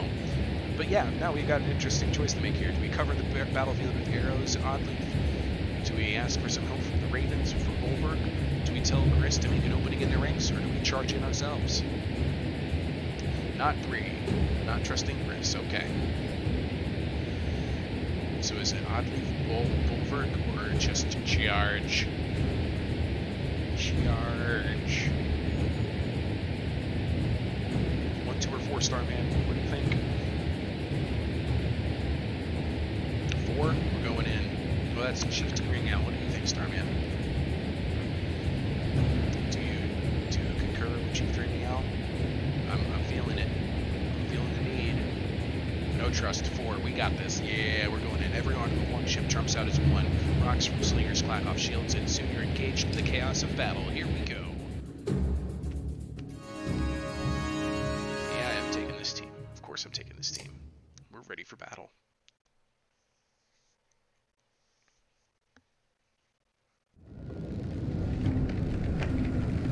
Oof. Look at that wreck. Fight with everything you've got. That is wrecked boat. Check it out up here. We got Bulwark going to action with his Ravens. You can tell by the Raven shields. They're set military machine. They're like, we got this. Boom. These dredge don't have a chance. Let's take a look at the dredge. There's a new type right there in the middle. I haven't seen anything like that yet. I think we will in this battle. Not quite yet, though. It looks like we got a 13, 19, a 12, 18, 2 dredge grunts at 10, 11, 8, 10, and 1 of the exploding rock guys at 7, 9. Alright. We're going to start up top. We got 2 Varl, however, so we actually are going to split our forces. We're going to do humans down here and Varl up here. So we can trap this one. This. Here we go. Their turn order.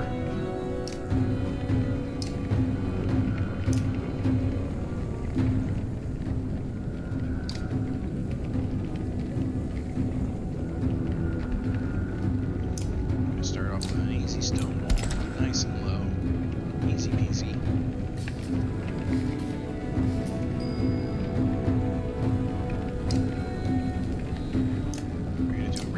Right here, as traditional.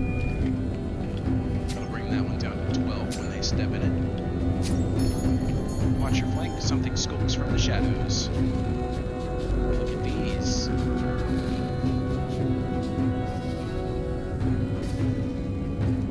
New enemy type.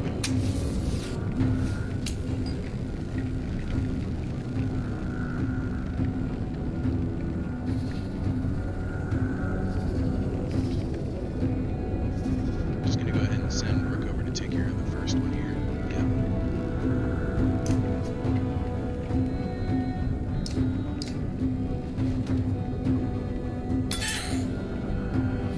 And guess what? They got one hell of a good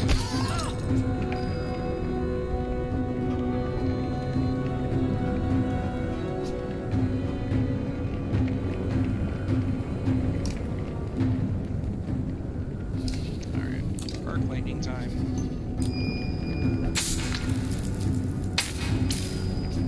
Zap, zap.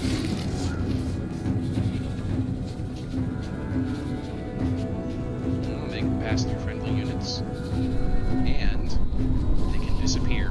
Where did that faint skulker go? I guess this is as good as mine.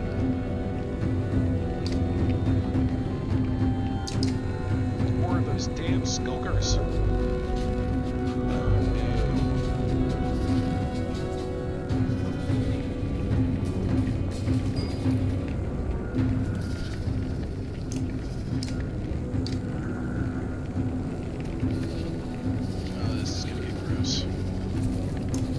Have to step in Hacken's way, unfortunately.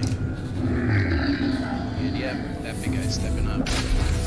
And he's created Drumfire. Kill that one, it might make all the others run. all the renown we can get here. Am I right, or am I right?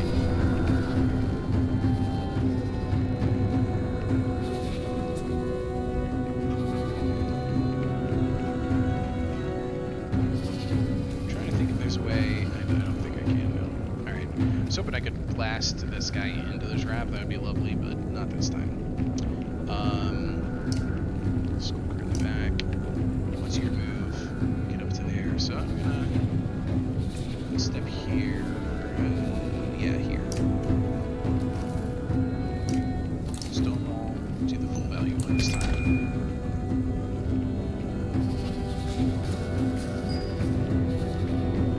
Yeah, the trap failed because they added in so many extra characters. This one never even took his turn. Pathetic.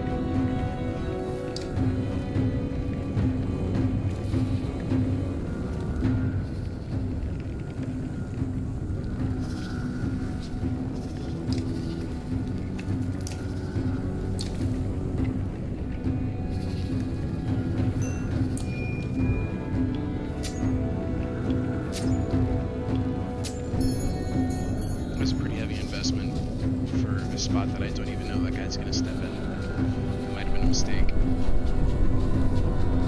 Uh-oh. He's gone sneaky mode on me.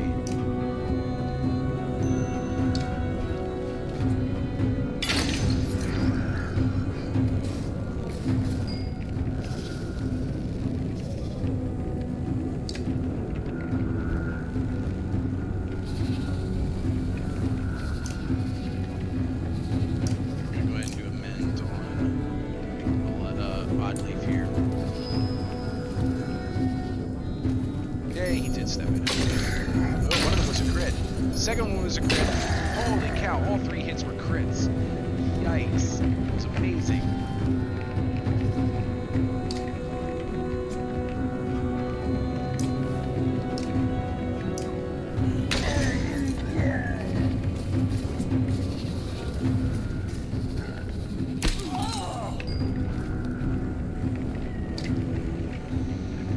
Yeah, putting the two bars was a bit of a mistake. Oh, yes. Their own explodey rocks got their own guys killed.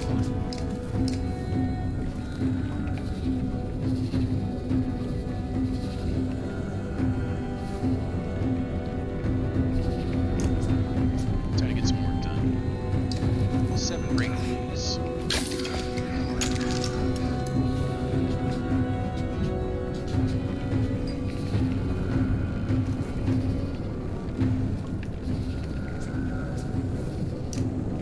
Slag and burn. When you have new abilities, it's a shame not to use them. Rook's turn. Actually, you know what I think I'm going to do here with Rook? I'm going to pull out the new ability. Too many enemies to do a call to arms. Okay, well, I'm not going to do that. Why would I want to anyway, right? I'm gonna attack somebody, clearly.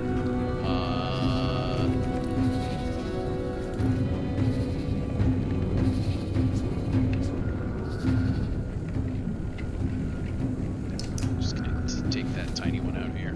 Get out of here. Ow.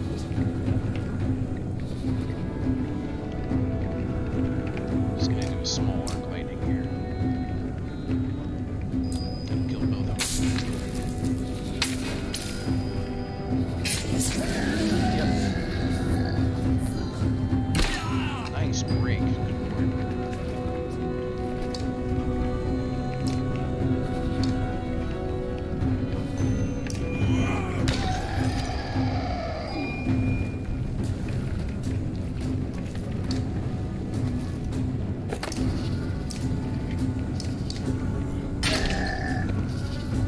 Good lord. Nice. Stepped in the fire and died from the slag and burn. I love it. Okay.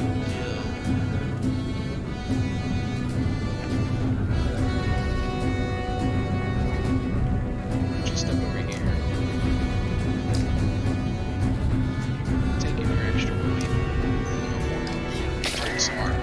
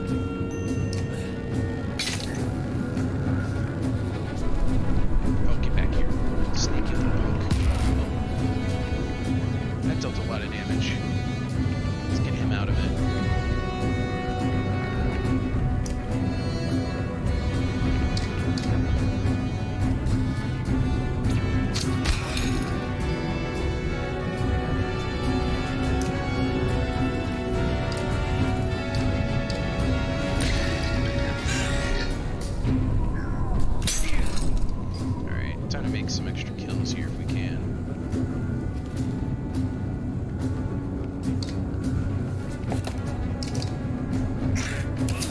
Now, 80% chance. Got it.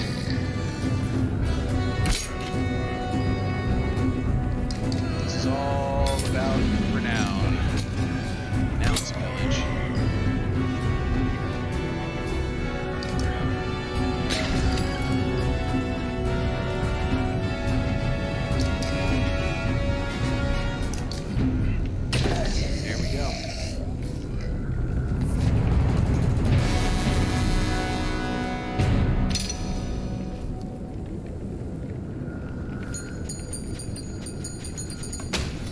I like the discussion here, talking about the merits of Chris to the party.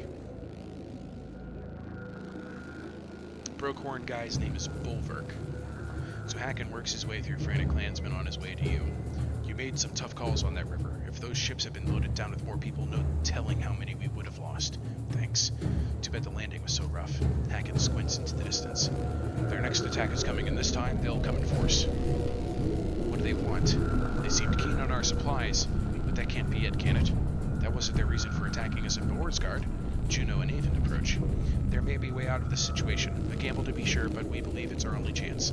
Gods, it's bad when Volca option is the only option. Worse than that, I can't promise everyone will make it. Juno gives Avon a look. Just tell me your plan. Avon sighs. With Juno's help, I think I can get us across the chasm, but it won't be easy for me or the caravan. I need to help Avon and calm these people so they are ready to march when he is ready. You need to keep this area clear of Dredge at all costs. If the sound of a warn word cuts her off and everyone turns to look, the Dredge assault begins. Rook, Hacken, you know what to do. Battle time. It looks like the force you trained is roughly the size of the enemies. They could go either way, but victory here will protect most of your clansmen. Juno and Avon move to the cliff's edge. Hacken, surveying a battlefield, says some supply barrels can make a few barricades for defense, otherwise it'll be a straightforward assault. We don't need to sacrifice any supplies, we're going to assault anyway. We need those supplies, you say. The Varl King gives you a look that says, if we make it through this, charge! You understand Hacken's reasoning, but sound the call to attack regardless. Honestly, just throwing out supplies to get in my own way just sounds like it'd be frustrating to me. Alright, so Avon is not up for this battle. I'm going to throw Ludin in so that I can benefit from his extended reach with Rook's ability, as well as his impalability against enemy slingers. Since Ludin's in, let's see here, 2 will unrest, 1 armor, 1 strength, 1 will, chance of crit, 1 will per kill. Go for chance of crit. Ready for battle. You're also talking about invisible dogs. Nightmares are real. Yeah, that's just crazy. You'd be tripping over them all the time. Be jumping up at the table, eating your food. You wouldn't even know. Plus, they run in packs. Yeah. Just imagine their poop is probably also invisible. Man, you guys are really thinking about these guys. But check this out. Look at what Avon's up to.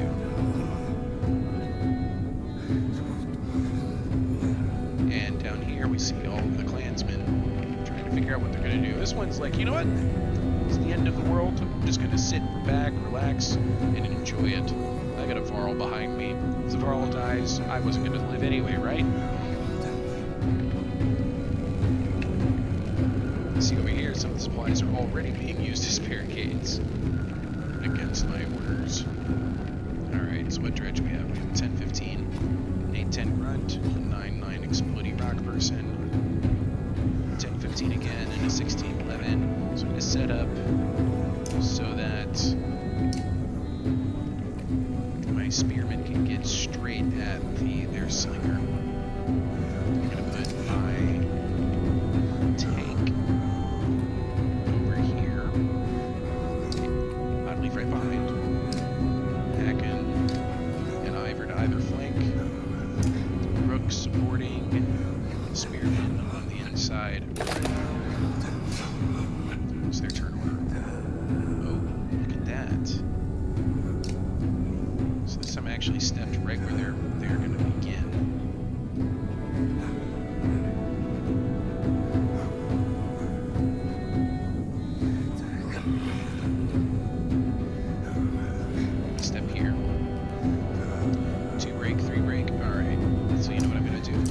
stone wall.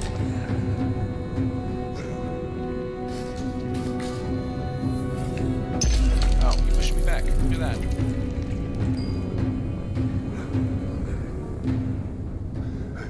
So I'm actually going to use odd leaf to bait this guy into a trap. For the square right here.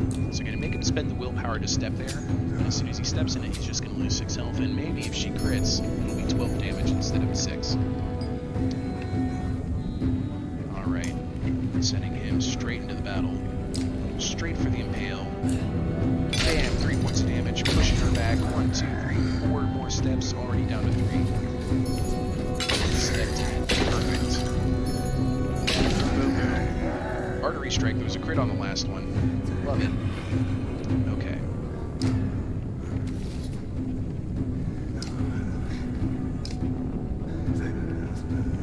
Let's see here.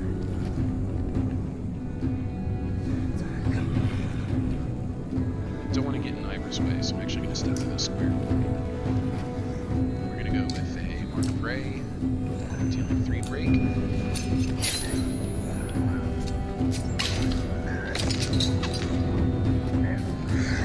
That one died on the walk. Thank you, Ludin. Easy kill for Hacken. Oh, and there was a crit on the extra strike. That's nice. Hey, we got new targets. You must keep the dredge away. Yeah, trombones.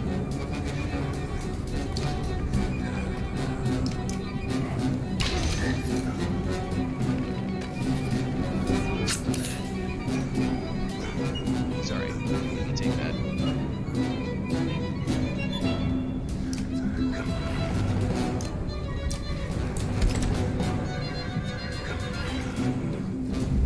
Check out what Avon's up to here. Boom. I'm wondering, Starman, are you changing your mind about Avon yet? Concentrate, Avon. You're doing it.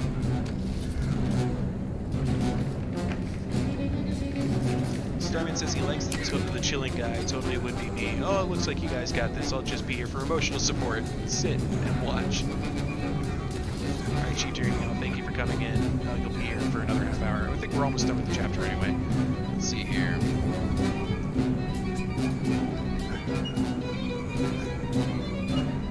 Go take that, no problem. Who's next? Big guy. That's fine.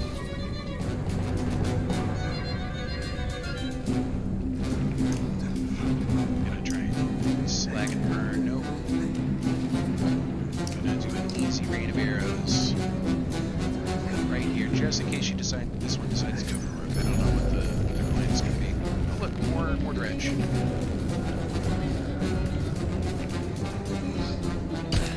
Resisted.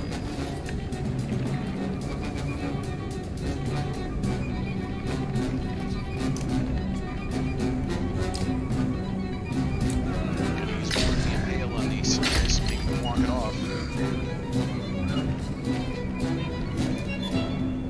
Try and blow up Prince of Mid? Don't think so.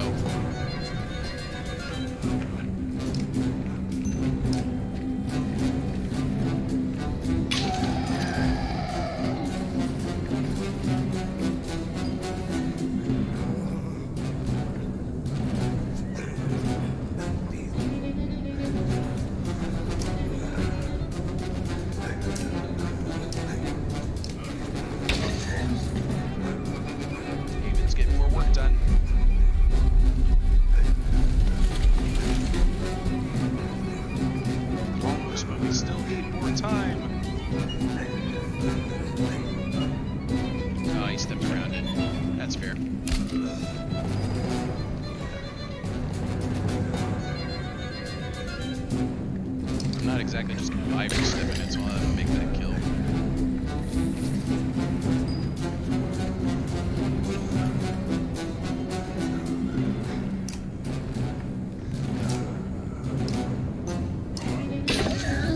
I'm gonna start thinning out this herd.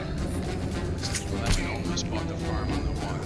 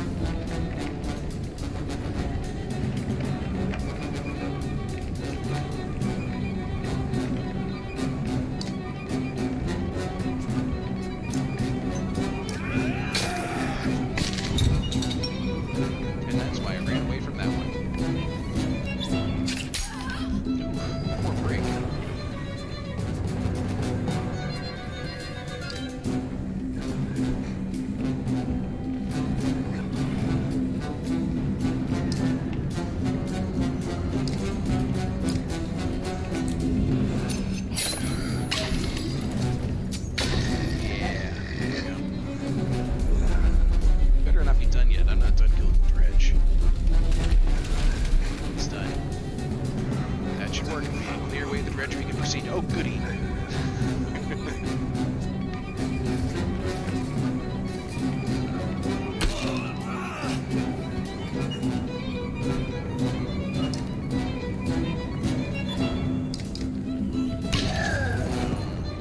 Stepping in. Yes. So easy to get. Let's have to go. What abilities? Just battery ram.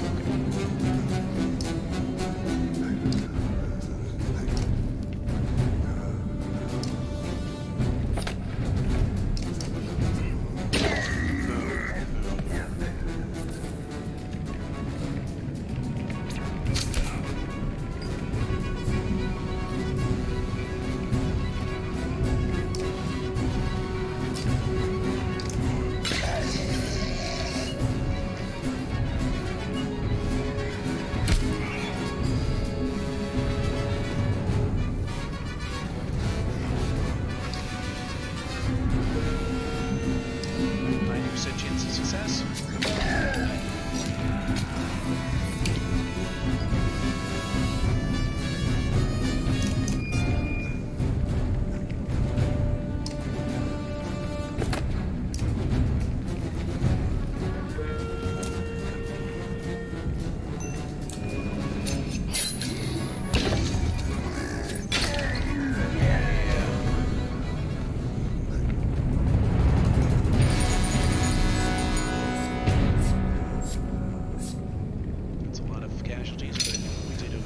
Plus 8 renown.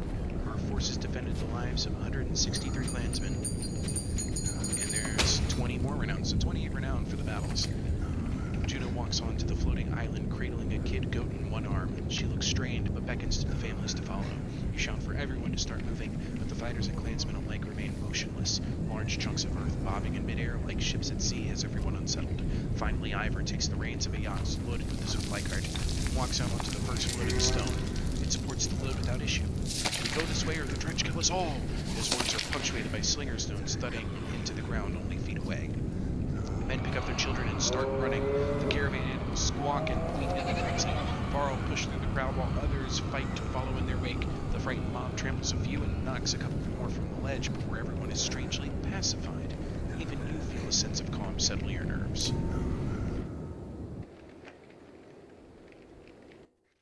Turbine says that's pretty cool, but not giant snake cool yet. Watch this. The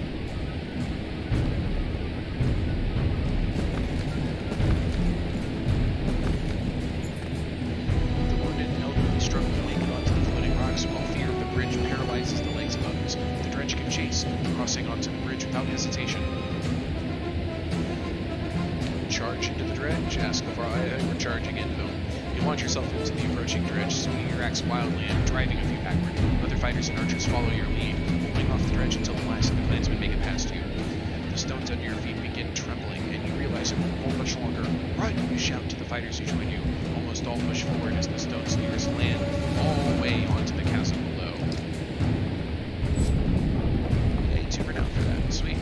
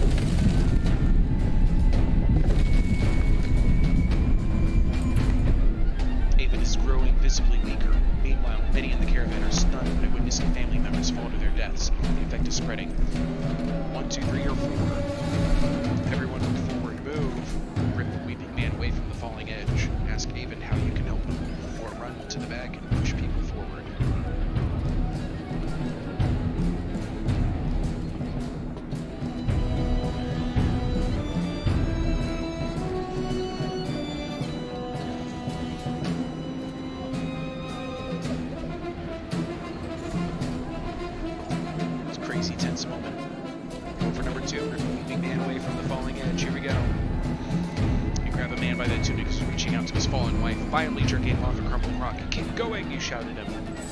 Morale improved. Your action and authority seems to jar others from their hopelessness, and the caravan begins moving steadily again.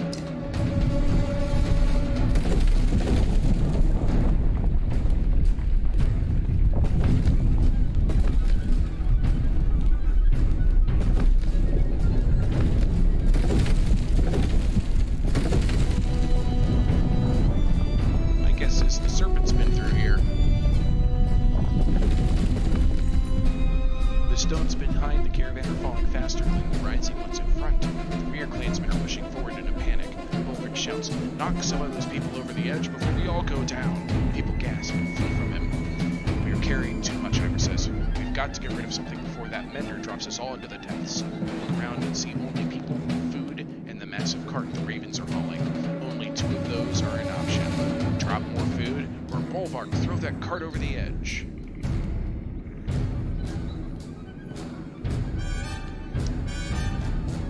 It's a tough choice. Think you can get Bolvark to listen? And I think you're right. I think we drop more food. There's no way Bolvark's going to listen to this order, right? She pretty much took on the wingless Star Dragon solo. He's definitely about that Juno right now.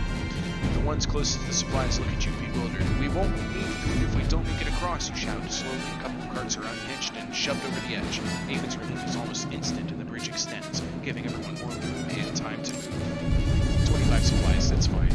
They'll forge that back later.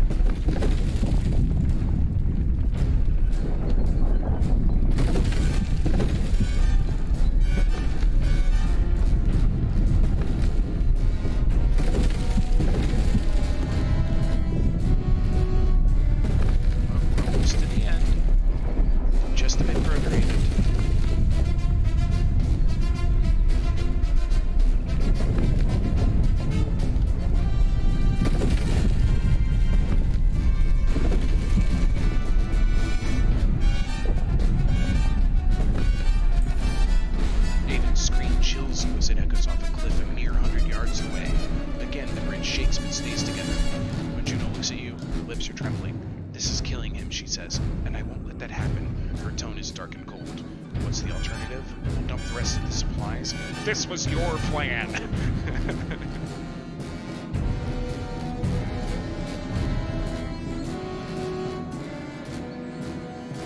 Starmasian should have thrown him and his cart over. Yeah, well, he wasn't gonna do it. But what do we do here? What do you do about Juno? Juno's worried that Haven's killing himself. Don't trust her. Is that what you're thinking, Chief? You're out? Don't trust Juno?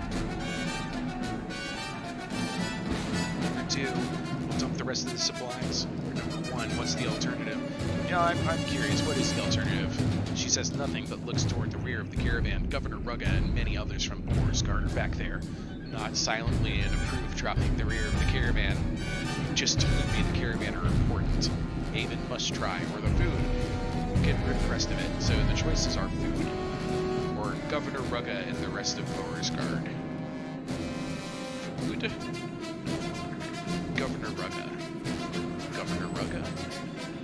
Food. I mean, granted, it's not just Rugga, it's also, you know, like, the people of Borisgard. So, peasants are food. Food are peasants. And there's an extra sugar on top for dropping Governor Rugga. If you don't like him like I do. Chief Dreaming Owl says drop the food. Alright. Thank you. We'll replace them in Ormstaller, says Juno before returning to Haven's side. Supplies are dumped and the caravan moves forward. Well, you both were in agreement on the food thing. It's good to see. Look at that. Last rock is in place.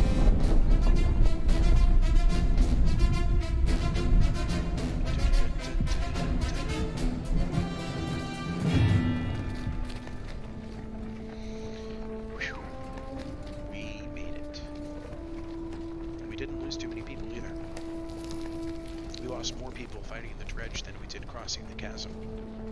That's impressive. Watch your step. It's hard to believe we made it across that chasm. Now we find what's left of Ormstaller.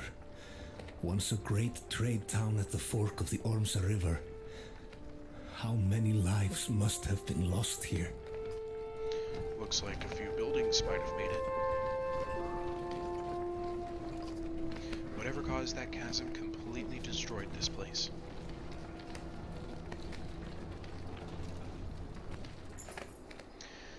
From the massive Varl to the youngest human children, everyone is sapped from crossing the chasm.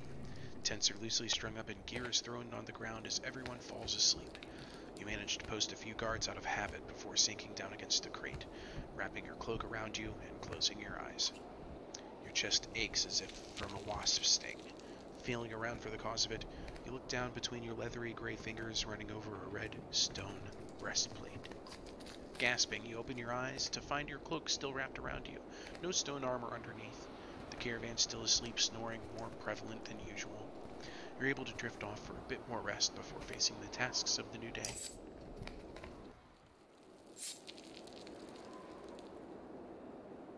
.41 renown. There's ruins here. There's rest. We're gonna go check out the hero's tent. Whew, okay. We don't have Avon back yet. We're not going to promote Luden. We're going to promote Ivor. His second ability should absolutely be Tempest. A 20 strength Tempest swing with bonus chance to crit. But first of all, let's max out his armor. Lovely.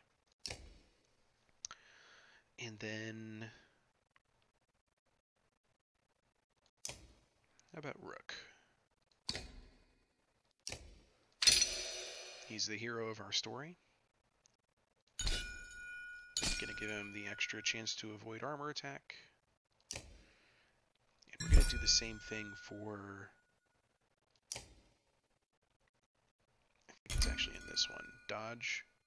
Yeah, 15% chance to avoid strength attack. So we'll start increasing his exertion, and then we'll get the chance to avoid strength attack.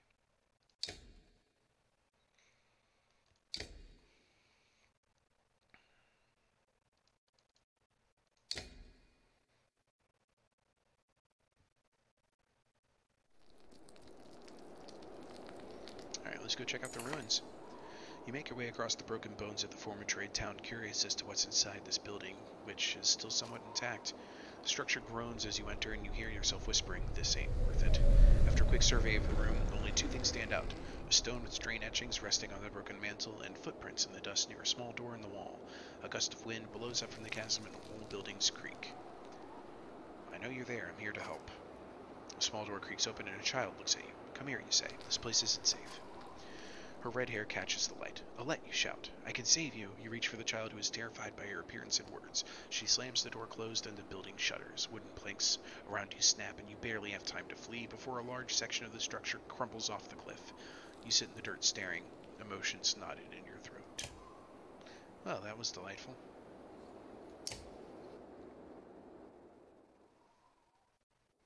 Ivor stands stoically by Avon's pallet, watching the mender's breathing. It took a lot out of him. Out of everyone, no doubt. A lot of families lost members out there. So why even follow me? I get people killed. I'm not doing this again. If you can't see the number of people out there still alive because of you, nothing I say will change it. With nothing to say, you look down at the resting mender. The spell weaving took a toll on him. He looks as bad as me. Before Ivor can respond, Oddleaf abruptly enters the room. "Good, you're here. It's the Ravens. They're trying to leave, and some of our people want to go with them." "Ivor, think we can stop them?" "Maybe, but then what? Do you plan on tying up all the Ravens and dragging them to Arborang? Besides, Bulwark's a rabid dog. Best kept away from clansmen." "But the Ravens have been hoarding supplies this whole time, and they're trying to take off with them."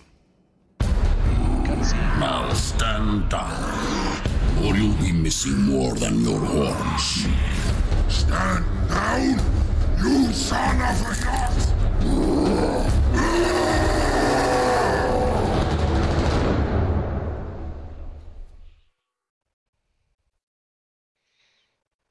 Short version, Hakon tried ordering Bulwark to stand down, and Bulwark flipped to shit. And Juno says, "I can't calm him, his fury." Here they are, just as I said.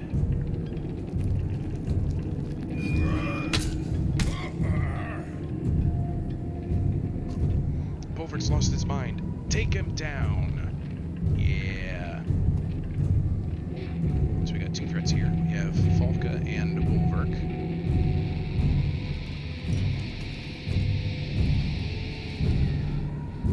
wish I could hit both of them, but I can't. So I'm going to step to where we're just going to get over here and beat up the Falca.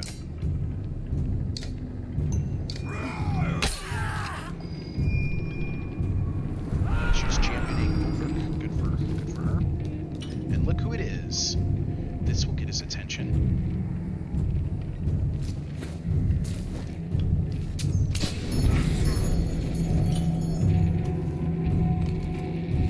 What have you done?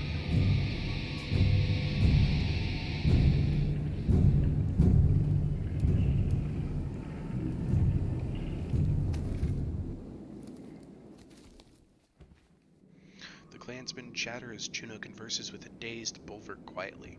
Hacken grabs your attention. Get ready for a confusing conversation. He motions to Yrsa, one of Prince Luden's bodyguards, who was wiping her pitch-covered hand with a rag on her way over to you.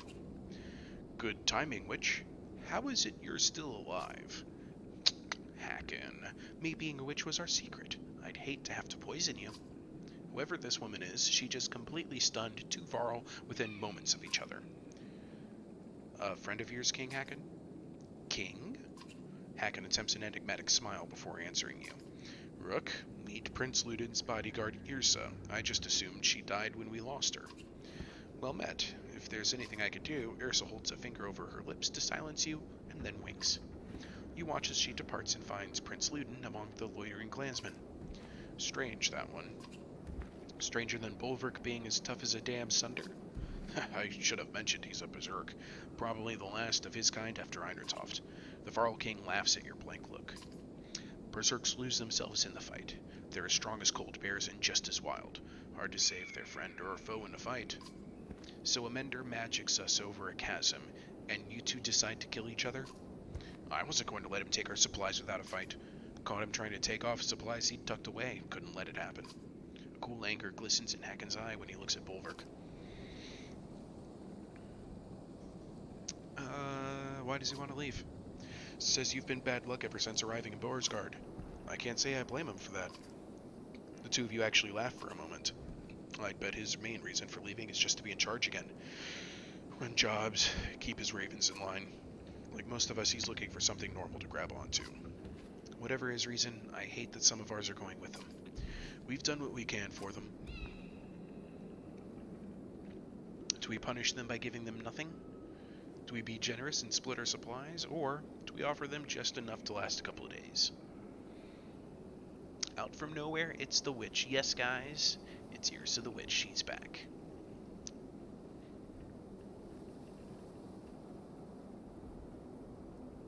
Still no answers, though. Still no idea why she ran away after setting that forest on fire. We're going for number 3, offer him just enough supplies to last a couple of days. I think if I'm Starman, I'm going to say punish them by giving them nothing. But I'm going to wait to confirm that.